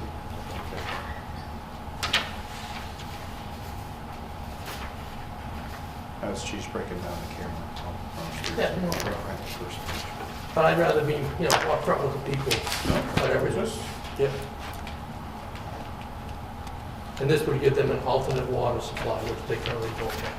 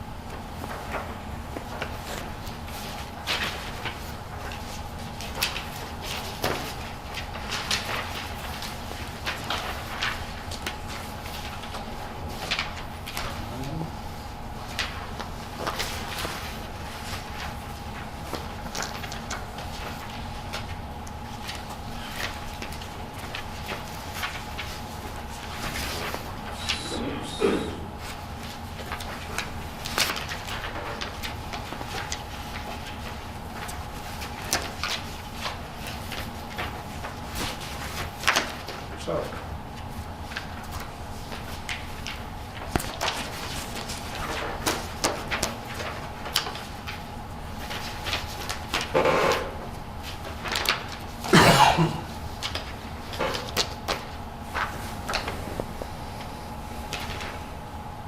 Let's discuss. okay. First policy was one that was passed in 2006. It's policy 06-01 regarding overtime comp time for department heads. Overtime comp time is accrued for department heads only if approved in advance by the town administrator. In the absence of the town administrator, the chair of the board's select board shall be the designated person to approve the overtime accrual. Does the board wish to make any changes to that policy?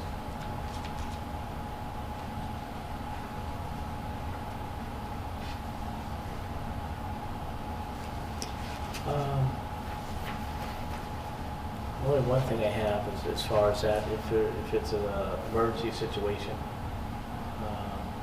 where prior approval can't be granted. I don't know, if that, how often that happens, but, here we are saying that if you don't get prior approval, then it's not gonna be. I've never rejected it. Because as long as they give me a reason, But that's what I'm saying, so we just have that noted into our policy, so it states that.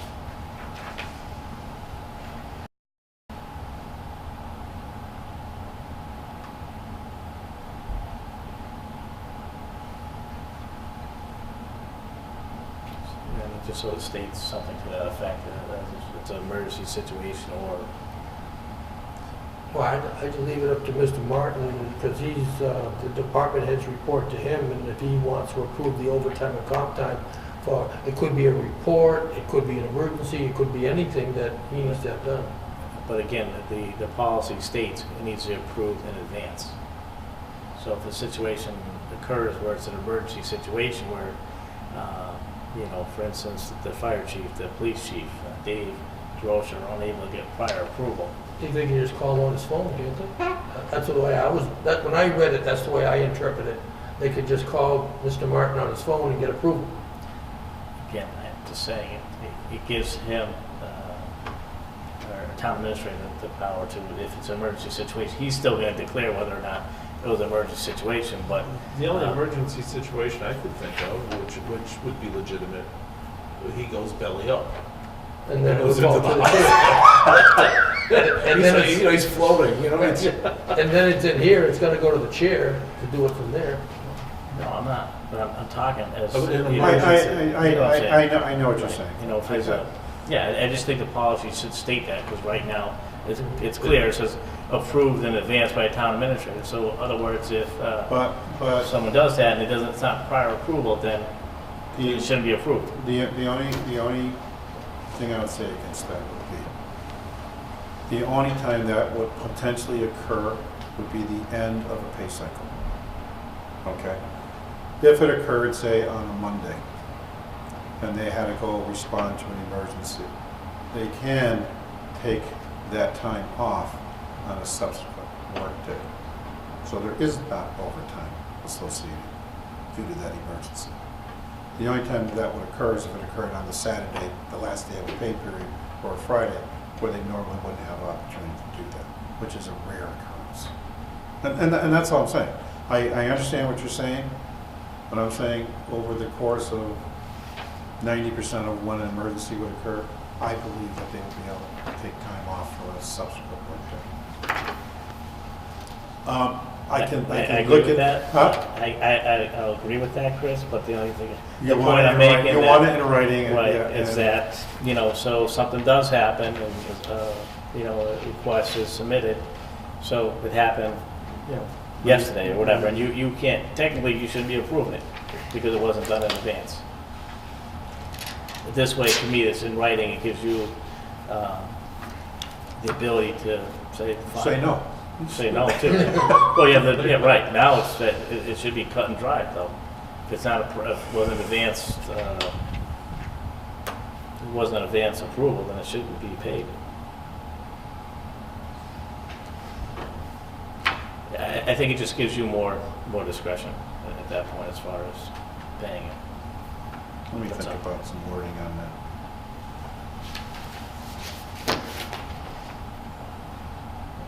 Emergency or unforeseen circumstances, or that's all.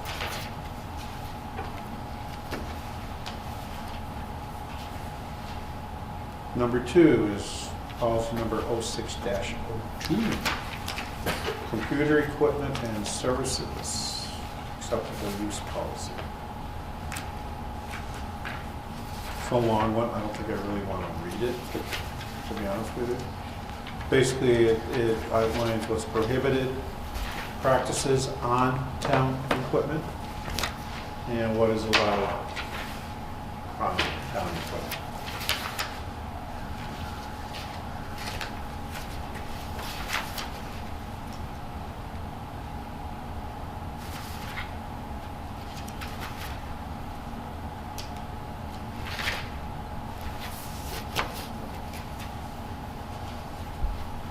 mean, I didn't have a problem when I read it. It's very specific, particularly when you get down to the law part, that all records have to be maintained for 7 years, but email should not be retained longer than a 2-year period they printed out.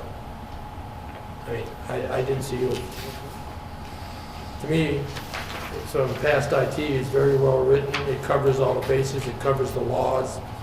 And basically, if you don't obey the rules, you could be discharged. And to be honest with you, for the email portion, Jay, Yep. we have a backup service Correct. that keeps it for 7 years. Right. Anyways, Right. I know. I'm just saying what it says by law. what it says here by law, but with the change in the law that says emails really have to be kept for Right. 7 years, a minimum of 7 years, Right. we signed on with a service that keeps Yeah. all that stuff, and after 7 years, it will delete the emails at that point. Mm-hmm. Like I said, it was very well written when I went through it. And it covers all the laws and the restrictions, and it gives the town the right to discharge people if they don't do it accordingly. And then they do have a sign-off sheet, so there's no issue that the person knows about it because they have to sign it off. When everybody is hired, they That's are right. required to sign off on this policy. Right. So there's no question, just like when we do ethics. We go up to Kathy Kelly Regan, you sign it. So if you do something wrong, you have no excuse. Oh, you're gonna take the test. Oh, my God. You have to take the test. Yeah, I understand. And actually, this year is a year of testing. I was notified by Ethics Commission that the 2-year notice is now issued that all municipal employees have to take the biannual Okay. online test. No And problem. print out the certificate of said test. Okay. When does that come into effect? Is that April, May? Oh, no, we'll be handing that out to Oh, you guys, because we're gonna go out and get the current ethics document that has to be handed out to every employee, every appointed official, every elected official. Mhm. Give them the opportunity to go online, the whole 9 years, so. Mhm. Any issue with second policy? Item number 3 is the use of cell phones while at work.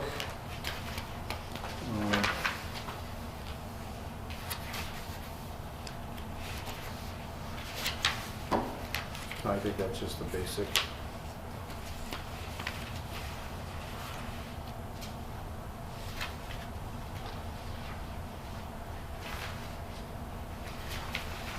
And in here it's covered, particularly the safety issue is you shouldn't have your cell phone, personal one, on when you're operating any equipment or town vehicles like that. Yep. And I think that's an important thing to have.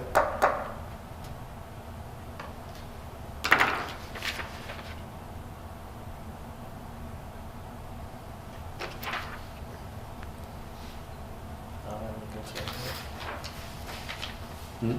I don't have any concerns with it. Okay. Nope. Item, policy number 4 is 09-03, reimbursement for utilization of private automobiles. The current rate authorized by the town is 35 cents a mile. Chris, when's the last time that was updated? Let's see, I've been here since, what, 2001? I would say probably around 2006, 2007, give or take. Now, does the school have a similar thing, mileage? I have no idea what they have. I just would like to keep them equal if they were. That's all, that's the only reason I was asking. You know, I can go out and see what the state does, you know.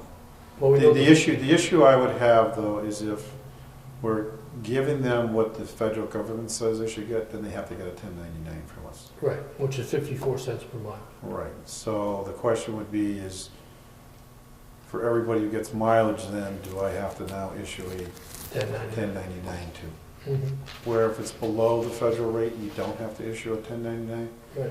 I don't have a problem bumping it up a little bit, but I don't want to bump it up to whatever the federal rate is. Oh, I agree entirely with that, but I was just wondering with town employees versus school district employees, if there's a difference in that. I've always told the school district that it's 35 cents a mile, and that's usually what they put in there.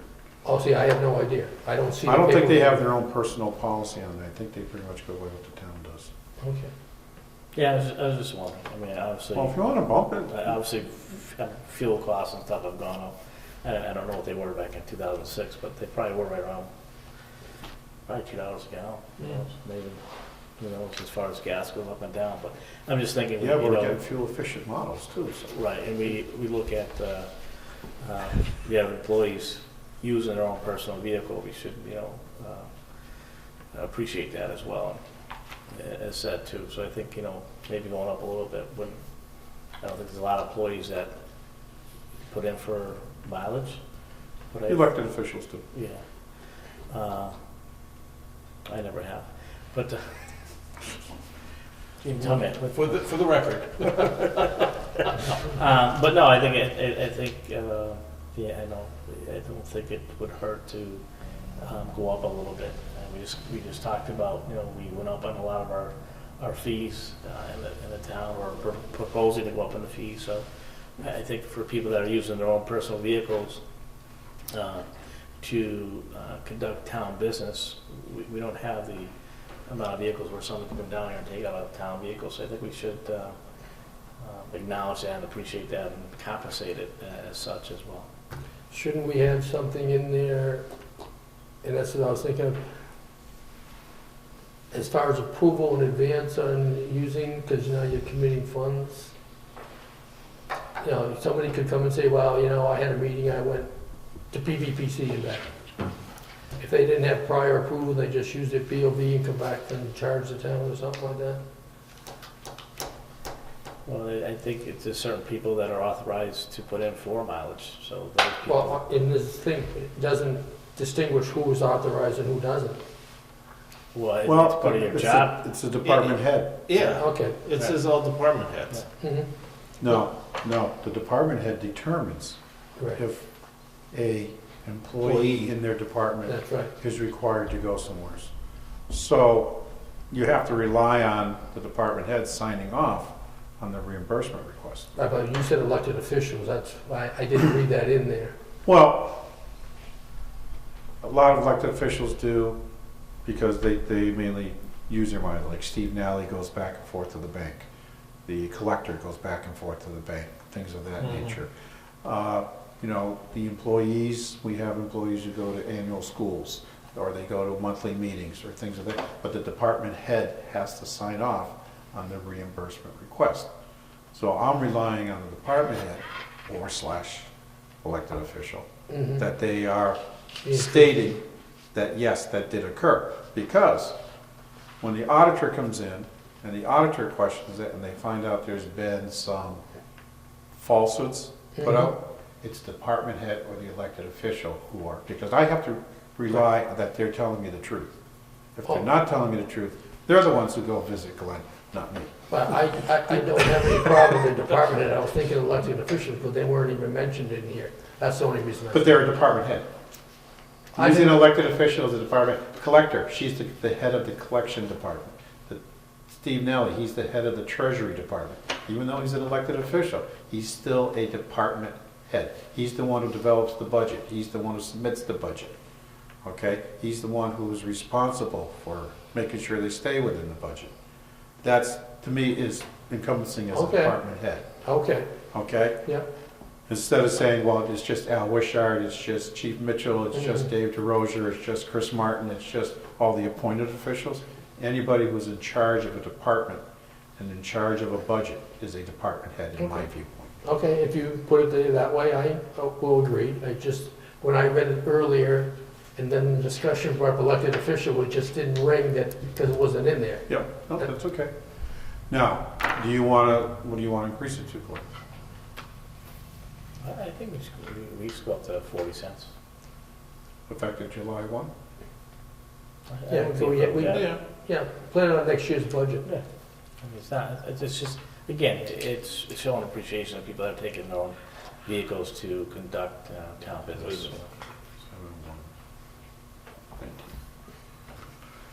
Okay.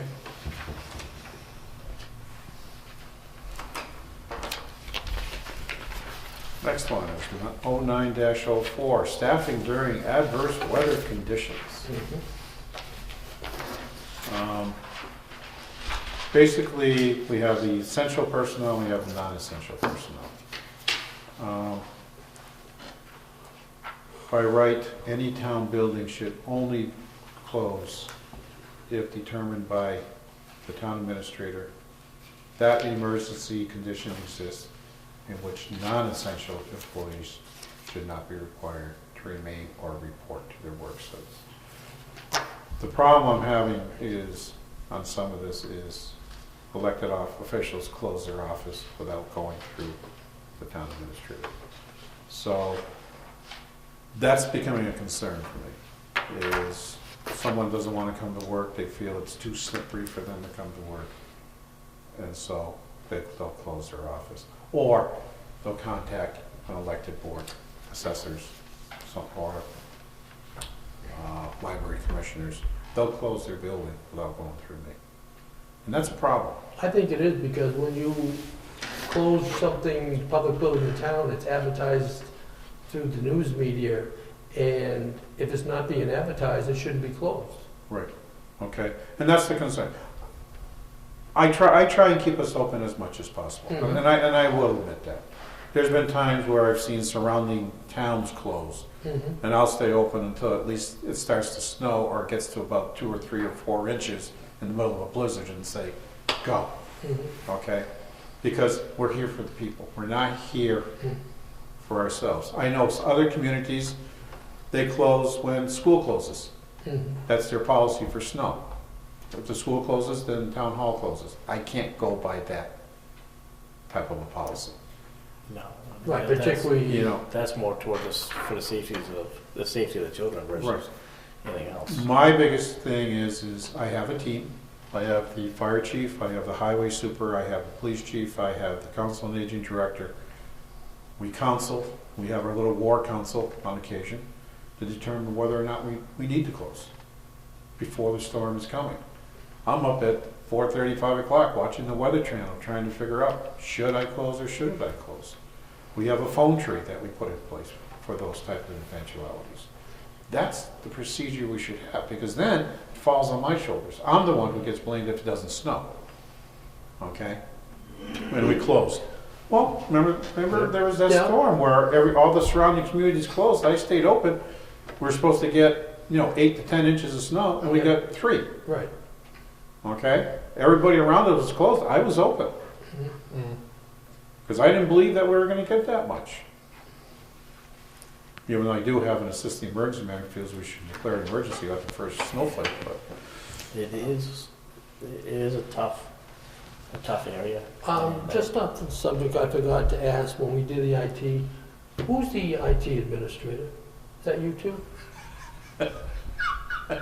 Yeah, which hat? that's right, because Which I know hat? you're the town administrator, but are you also, I meant to ask when we did that one, because I didn't know who it was. Me. I figured it was, but I just forgot to ask. We've tried to get coordinators in here, Mhm. and we can't afford it. I can believe that. That's the big thing. Right. Okay. And I figured the procedure was written, so for another, Hopefully, we would be able to get somebody Right, at some it's- point in time. if we had to go through another town administrator that didn't have the knowledge of computers that you do, Yes. that's why the procedure was written that way. That's what we're trying to do. We're not writing around individual people, we're writing around what we would like it The to be. process to, Yes. So I want to go back to kind of what I was saying before, Yeah. as why, to me, it's kind of a gray area. And for example, Kathy Kelly Regan, she's an elected town official. It is her office. I have concerns where she has to ask you whether or not she wishes to close her office. But in the town bylaws, the Board of Selectmen set office hours, whether it's closing, opening, hours of operation. That's where this basically comes back to, is the bylaws and the way the bylaws are written, okay? Because there are some people, they don't want to drive in snow no matter what. Could be a quarter of an inch, they don't want to, they panic, they don't want to drive in. You have to have somebody there who is just going to look at it with a detached eye to say, come on, we gotta be here. We just can't close just because we don't feel like driving in the snow. And all I'm I'm saying, not saying that, and I agree with you 100%, because I think it's important that it should be open, because if you know, people are out there traveling and they do come here, they expect us to be open. They left the house to come here to yes, to take care of business, and no, they're out there driving. So if the bylaws state that, Chris, then obviously I don't have an issue with that or a problem with that. But I would make it a point to ensure that all our departments adhere to that, and they're sent a notice as such what the bylaws state and what they're required to do. Simple as that. but it's, like I said, it's just, you know, I try and notify everybody so they don't come up if we're gonna close. Out of common courtesy, because the town's, I mean, people are gonna call here and ask you. Well, no, they go up there and then they come here and say, what's going on? We get the angry phone call. Yeah. Yeah, because the people come here. and So I mean, nobody's here. it's, as far as I'm concerned, it's more of a courtesy that they'd call you and say, you know, what, you know, let's coordinate together. Because we're all in it together. Okay, and there's been times where the library will call me and say, hey, it's supposed to get really bad, can we close early? I don't have a problem with that, Yeah. okay? Because I'm sitting here, I'm seeing what it's doing, I can see the slipperiness or whatever, I'm talking with police chief, highway. It's, like you said, it's just a courtesy to call and say, hey, do you have a problem if we close early? 9 times out of 10, I'm really not gonna say no, because I'm hoping they're gonna call if it's just slip. The residents come in and say, yeah, it's really bad out there, so on and so forth, you know. I'm not gonna make them stay there because, oh, that's their hours of operation and put them in jeopardy. No. No. You gotta use common sense a little bit too. But, No, I mean, if that's what the bylaws state, then that's what they adhere to. That's what we adhere to. you know, I mean, the bylaws govern what we do and what we don't do. so.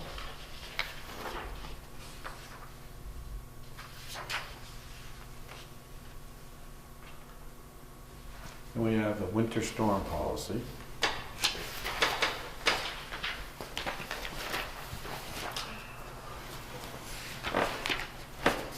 Should have came before the staff adjourned. Yeah, would you know? Worse weather. Yeah.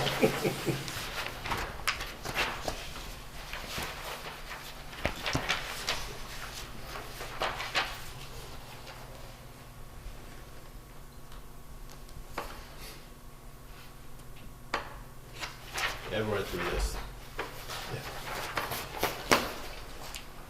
It's an attempt. You know, every storm is different, you know, but we try and make sure we're ready for winter by November 15th. That's basically what we're trying to do. You know, we're trying to let people know we have a right of way. Something gets damaged in the right of way, it's not their private property, it's still our property. And our private property doesn't end at the pavement edge. Most right-of-ways are 50 feet wide. You have 24 feet of travel lane usually, which gives us about 13 feet on each side of our own right-of-way.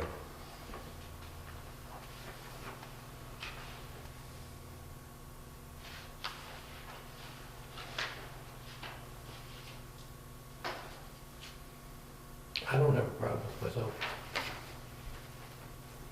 No, I like 4.3. The plowing operations shall begin on Amherst Street. I like that. Well, we can make Amherst Street last. But if you ever watch, that's what David tried, we try and keep the major roads open Major first. Arteries to get to Yeah, from A to B, yeah, absolutely. so. Good with that. And then the last policy is utilization of town council. And the reason this was developed is for a while there, people were just calling town council whenever they felt like it. And we'd be charged and we'd have to pay through it out of our budget. So the problem became is before someone can go to town council, they really should ask the town administrator. Because otherwise, it's not an approved use of town council, and therefore that department is really responsible for paying for those services. I agree, because in your budget, you only have so much put aside for it. And we plan on so much, Right. you know, so. That makes sense. It should be known, when you're paying the bills, it should be known to you what activities. As I try going to, on. as I try to explain to them, it'd be like me going out and buying a $500 computer and charging it to the assessor's budget. Yeah. Whatever, something of that nature where it shouldn't be occurring. Okay? Well, I've got a few things I want to go through with the board too.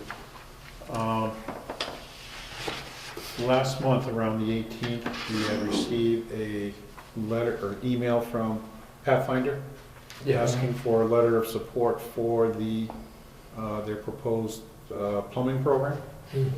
Mhm. I've drafted a letter for the chairman to sign from the town of Granby supporting that project. I don't know if the board has any issues with that, but I think it's a worthwhile program. And the fact is, if we don't offer plumbing, then we'll have to pay for a student to go to some other vocational school. That's correct, and that's what I. And it's a tuition-based, not based upon the assessment of the town of Granby, based upon Right. the regional agreement. And then we have to pay for the And transportation. too, yes. That's why when I wrote it to you, I says, yes, we should take it. So, I'll make a motion that we allow the chair of the Granby Selectboard to sign the Pathfinder Regional Vocational High School Plumbing Program, Chapter 74 application, evidence of regional consultation. And I will second Glenn's motion. All in favor? Aye. the next item has to deal with, Pioneer Valley Planning Commission had sent out a email again for the annual, local technical assistant grant program that is run through them.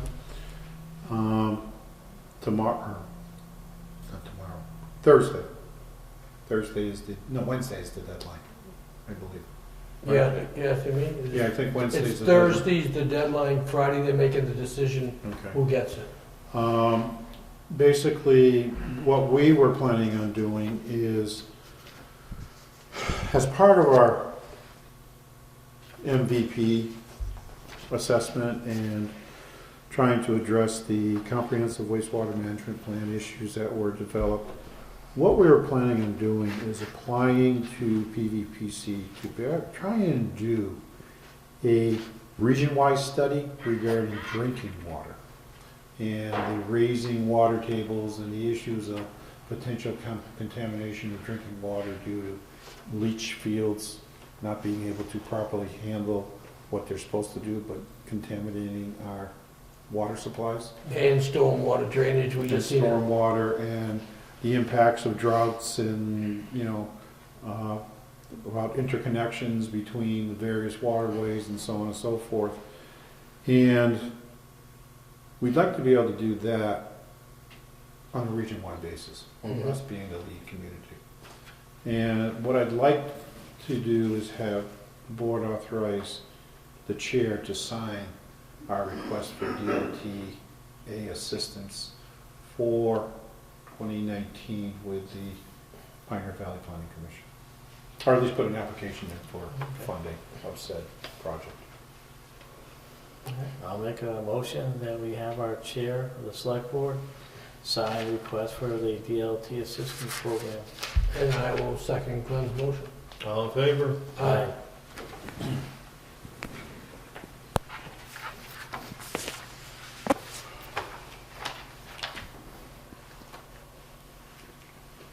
The next item I have is, I'm getting ready to do the budget for next year. I had briefly talked with the board regarding the shared services program that we are in with the school for public buildings, maintenance, custodial, so on and so forth. I do not see that program as working well.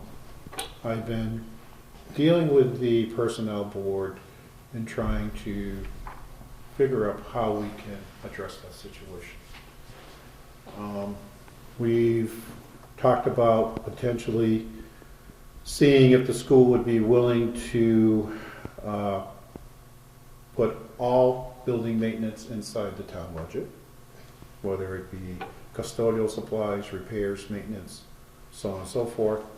Everybody comes through us and we back charge them through in-kind services on an annual basis for whatever we would spend on it. That has not a high likelihood of passing.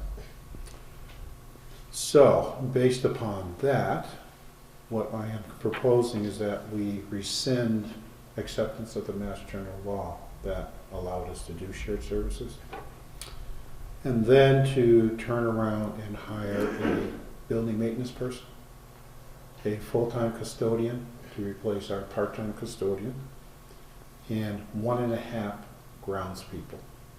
And the reason I'm saying 1.5 is the one would be a year-round grounds person that would do mowing, leaf removal, trimming, so on and so forth during the summer months, and also do snow removal, maintenance of the sidewalks, so on and so forth.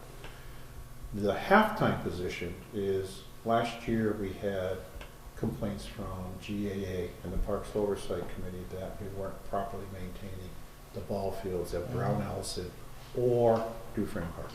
Yep. I would have that person be a full-timer for a 6-month period of time to take care of those fields, okay? To try and address and see if we can get ahead of that. The issue that's going to occur from this is that we probably have money in our current public facilities budget to offset some of those costs, but if the school has to pick up the full cost of the public facilities director and the 2 maintenance persons that we currently have on staff, they're going to have to come up with another possibly $75,000 to $80,000 in their budget. That may not go down well with them, but I can't continue to subsidize the school for those type of programs. And I just want to let this board know that it may end up becoming a discussion between 2 elected boards. I have to agree, and the bottom line is, as it is now, you have one person serving 2 masters, and I think we all agree. 6. Well, No, actually 6 masters. because one person delegates her authority to other people. Well, the problem is, he has me. Yep, He has the superintendent of schools. Right. The superintendent of schools says the business manager oversees the work order program with him. Mhm. Then you have the principal at the East Middle School, because his building has to be taken care of. Then you have the principal at the high school. Right. And then you have the athletic director saying he has to have the ball fields mowed and done and whatnot. He has 6 masters. Yeah. Okay? And it's very difficult for us. Can we just use the word supervisors, not masters? No, I'll have to say master, because everybody wants You- everything done immediately. I You can understand call that, it supervisor, but it's a supervisor. that's the correct way of saying Well, it. that's But what I'm the saying. issue is you have 6 people demanding that things get done immediately, and there just isn't enough time. No, it's overwhelming, probably. It's an overload. Yeah. Yes. Big overload. And I know, especially when it gets down towards the spring and summer months, when all our growing time and stuff like that happens, Mhm. especially the ball fields and lawns are taking, at least a day or 2 a week just to cut the fields and stuff like that, so. I mean, I don't see a problem. We're just, where we find the money. I don't have a problem either, because I think it'd be more clear-cut communication and chain of command to get work done. I think it's very prudent that we do that. I would like to Good idea. see a number as far as an amount before we, move forward. I'd like to see what that's gonna actually cost the town to do something like that, so. Okay. We're talking about some full-time positions, and Yes. Okay. I definitely think it's definitely in need of it. I think it's important to take care of our properties, our buildings, and maintain them as such.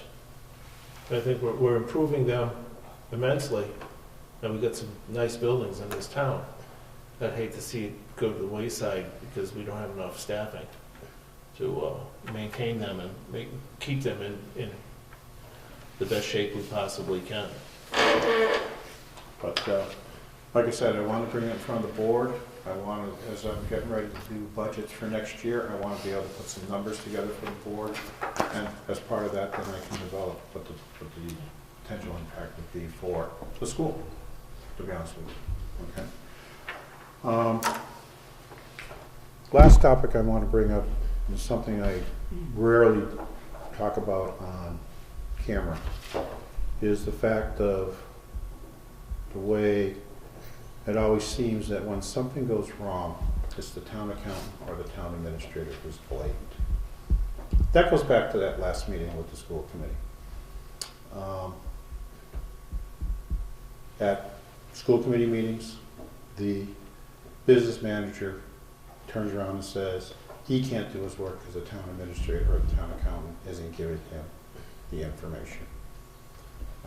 Had to deal with the Schedule 1 report, the annual report for the school.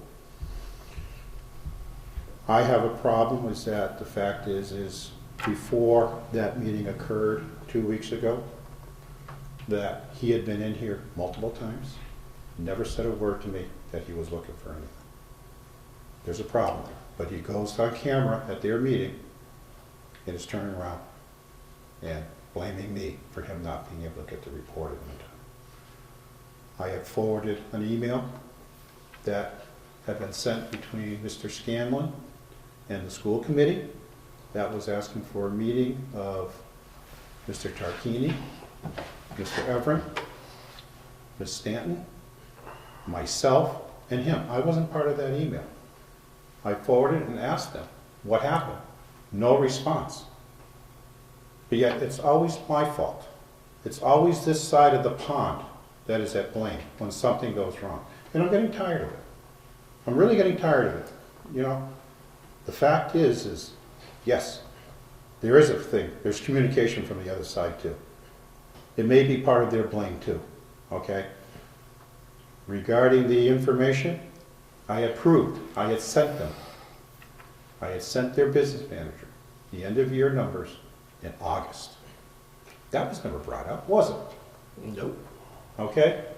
And I'm getting tired. Like I said, I'm getting tired of the fact that it's always this side that's at fault. Maybe they ought to start looking at their own side. And maybe they ought to turn around instead of waiting until the last minute and blaming everybody. When you walk through it there, say, hey, I'm looking for something. Did you have a chance to get it to me? No, we wait to the last minute.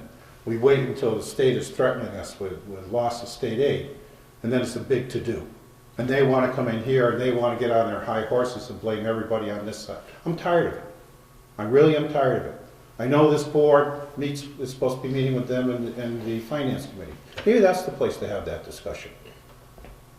That, you know, we're all in this as one big family to try and do our best job. Stop pointing fingers at people. Because you know something? That doesn't foster cooperation. Well, I think this board, what I tried to do, which was denied to talk to Emery, I wanted to get a packet together, present it to the board, give them the necessary facts in order to straighten out the circumstances that do surround both boards at this particular time. That's my intent. I'm planning on moving on forward with it, with or without. Hopefully you guys are with me. It's up to you. But I'd like to move forward, putting some stuff together, sitting down with the other committee and trying to iron out these circumstances, because I've seen the same thing. He's not just bringing this forward in haste. I think he's bringing this forward in frustration. I saw the report that I've seen all the paperwork, and I've seen all as you guys have, and I think we need to coordinate with the school committee and make sure that we have the communications necessary to carry on business in a civil manner. The blame game is not what I'm about. I don't know about you two, but I rather recognize everybody's shortfalls and start moving forward and how to resolve the situations, because it's getting nowhere. It's fruitless, gains nowhere, goes nowhere. All it does is start pointing fingers and makes people, let's say, angry and bitter. And you get nowhere doing that. We need to move forward, but I'd like to see input so we can start doing something about these situations, which he's correct. I mean, it does appear, the blame game, and it does seem like a few people they do point the finger at. Well, if anybody wants to see it, they can go to the school committee meeting on 19th November. No, At the 4-hour mark of their meeting is when they start pointing fingers that the town is not delivering the required documentation. I mean, they state it right on camera, and as Trish knows, GCAM doesn't lie. How many times do I say that? And it's right there in black and white and in color. That, and then they come in here and, basically when they came in here, a statement was made on the way it was going to be run. I ran with it. Before we can get any corrective action, we got to find out the root cause of the problem. And I have no problem with anybody collecting information, but no decision should be made without the full board making the decision. No, I agree. Okay. I have no problem with people collecting information, like I said, and talking and discussion, but no decisions until the full board has heard everything in all sides. I agree with that, Jay. And Chris, I'm really glad you brought that up, because you kind of, Steve, if you allow me a couple minutes here, please. It brings me kind of into a segue that this past couple weeks, I've actually received several phone calls, which I can really find alarming, and it's based on town elected officials, if you will, meetings, appointment committees that we appoint, just the way that people that represent our town speak in some of these meetings are disrespectful to some of our other town employees, town officials, and I'm going to ask my two board members here, please, if you can look at this particular one was November 20th and November 29th, the Finance Committee meetings. And the reason I bring that up, because this is a board that we appoint. It's under our discretion. And, I watched these two meetings, and I was very alarmed to how two of our former select board members were talked about in it. I was alarmed how things were put out there as far as referring to some of our town residents. And I think, again, these are for the boards that we appoint, or the committees that we appoint. I think it's important that we govern them as such and see that we have the appropriate people on those committees. To me, there's no room for people that are disrespectful and talking about other town officials, town employees, and I think it definitely is something that should not be tolerated at all. And I would speak to our other elected officials who have board meetings, and just based on what you said there, Chris, the same thing is be respectful when we are discussing other people, other boards. We are here to do a job for the town residents. Obviously, some of our boards are paid, some are unpaid, and I think we need to keep that in mind. People are, some of these boards are, people are really donating their time, they're volunteers, as well, and in our committees that we appoint people to.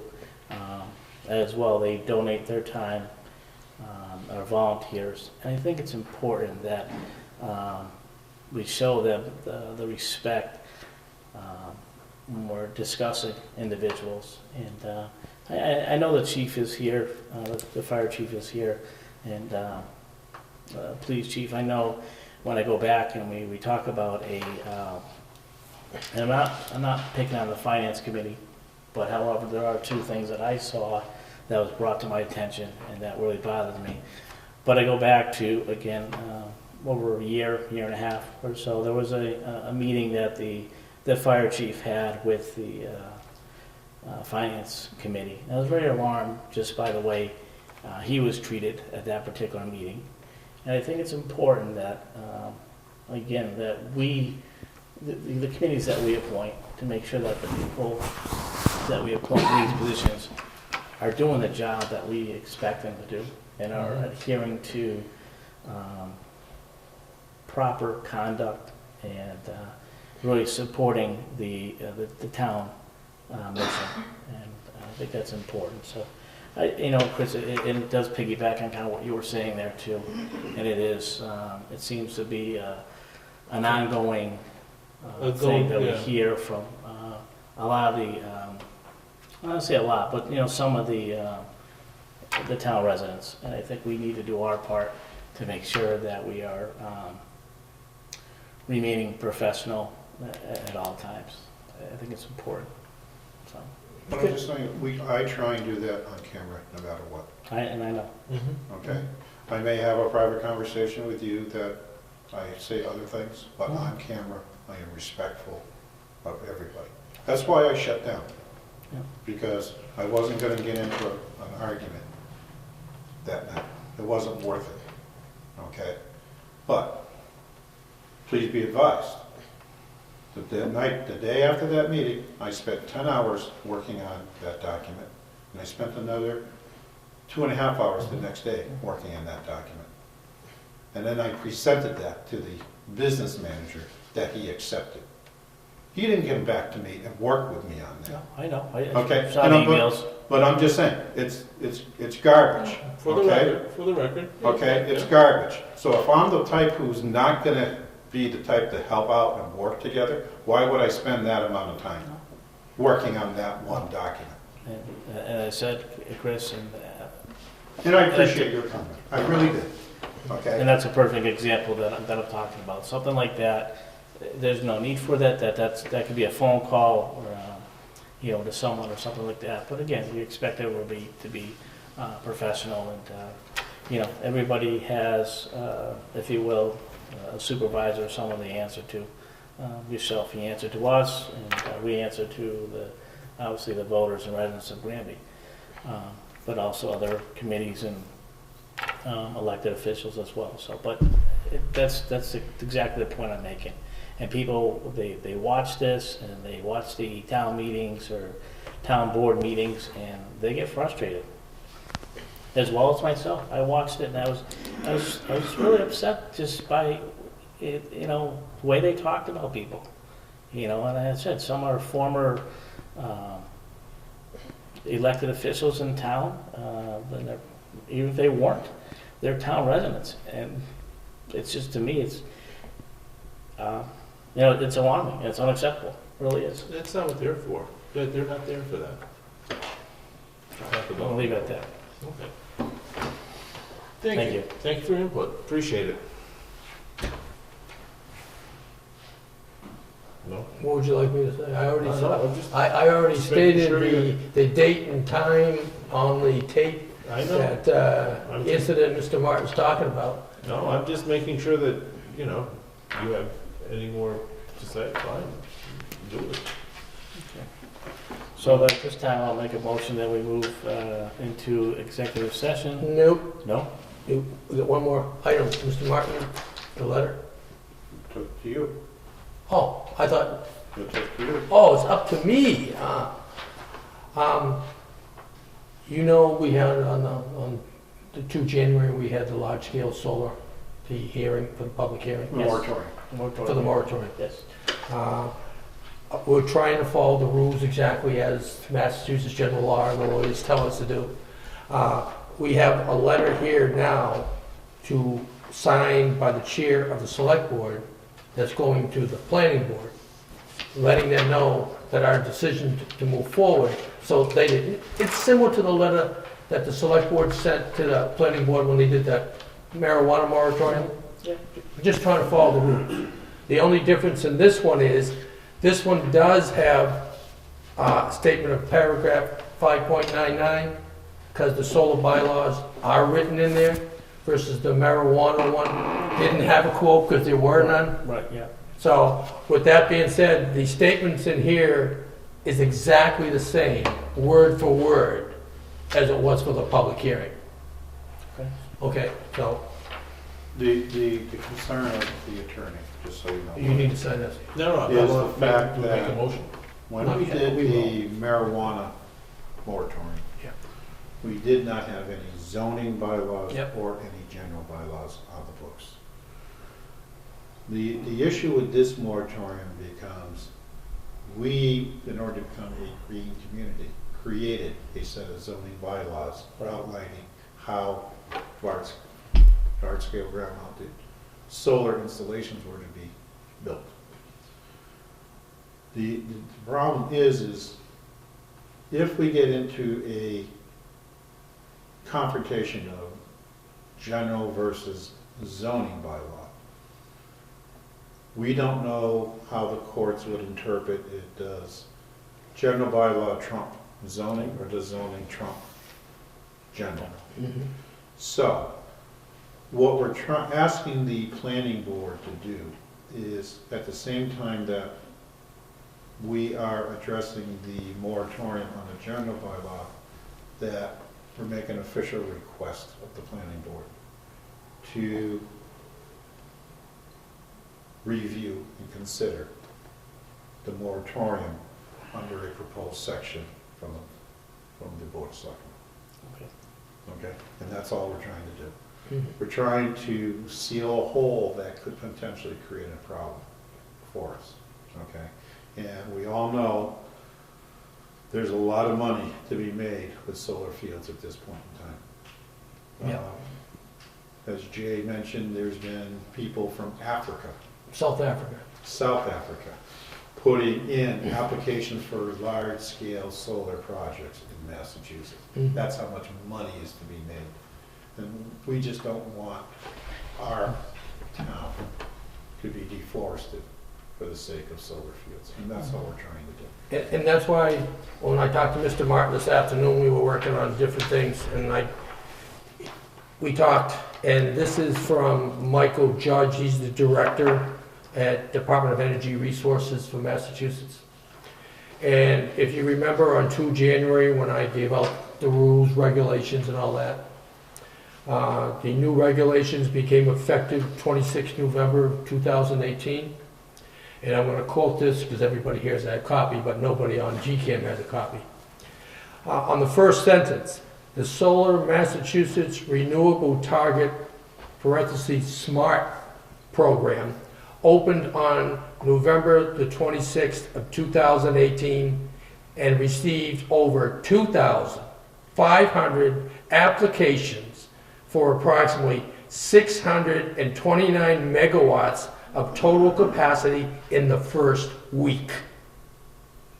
And if you take Massachusetts, which has 531 cities, 351. Got the numbers wrong. 351 cities and towns, and you divide them just into that 2,500 number. If they were to accept all these, that means every municipality has to create 7.1 new solar fields.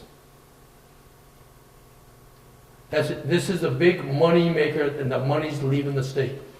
And that's why we're trying to abide by all the Massachusetts general laws to protect the residents of Granby, as well as the elected board and officials, so we don't get into a problem. Well, I mean, it's leaving the state is not leaving the state, because some of the people, I think as I said too, if someone's a private business owner, but they own land, I mean, they're looking to Oh, I didn't mean it that way, Glenn. I mean, like the Wall Street people are coming in here because it's easy pickings to get quick money and get out, is all I was trying to say.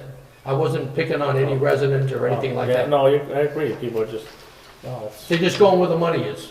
yeah. The majority of the money is leaving. Well, as I learned in that presentation earlier, we're part of the Long Island Sound. Yeah, Connecticut Valley Water. So, Now, do we want to put a motion for Steve to sign that? Well, you spoke all about it. I have no problem.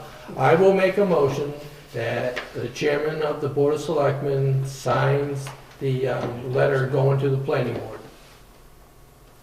I'm gonna abstain because I'm the chair of the, Mm-hmm. Yep, no problem. No All in problem. favor? Aye. so, Mr. Chairman, did you second the motion? Yes, he did. Yes. He did. No, I didn't hear you, so I just Yeah, want you to did. make sure. Second motion, And then he said aye. I got my witness. Yep, G-Cam doesn't lie. that's right. And that's why I like G-Cam. please send it to me. Yes, we will.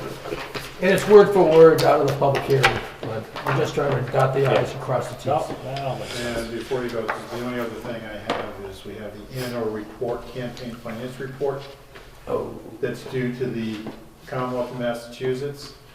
Each of the board members is required to sign. If you didn't do anything, you sign the first one. If you had any campaign expenses, you have to complete the other one. And this is from the town clerk, not from me, right. and you guys will all pay heavily if you do not abide by what she requests. And I have to fill one out. So, Are there 3 copies here? if need be, but on the first page, if you had no expenditures, you just Oh, we sign can the all first sign page. together? Yeah, we can all sign. Oh, okay. You just sign the first page, and then if you have campaign finances, you have to complete this. I have to complete it. Yes, because you ran for office. Yes. So, okay, What's the date, the 7th? today's the 7th, yes. In fact, I went down to the office last Friday when I was down to the safety complex to stop by and pick it up. But Jean was there, Kathy wasn't there at the time, so she didn't know where they were. So I was planning on going down tomorrow, but now I don't have to. There you go. In fact, I actually have all the receipts in my bag. I just, this, right, in the secret office. So this goes to Jay. Yeah.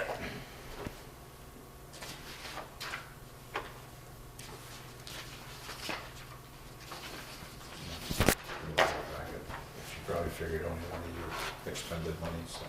Well, she knows I did because I was down looking for the form. And Jean called her on the phone to ask her where they were. Mr. Josephine, he has to sign the first one too. They get to sign them both, Jim. I think that's what she says.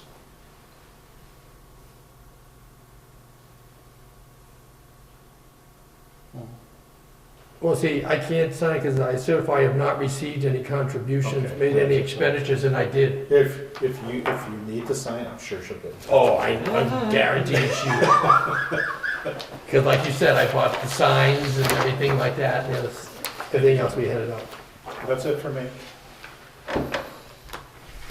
So, Okay, well, at this time, I'm gonna make a motion that we move into executive session for Mass General Law 30-A-21-3 for strategy collective bargaining, and also for Mass General Law 30-A-21-7 for HIPAA.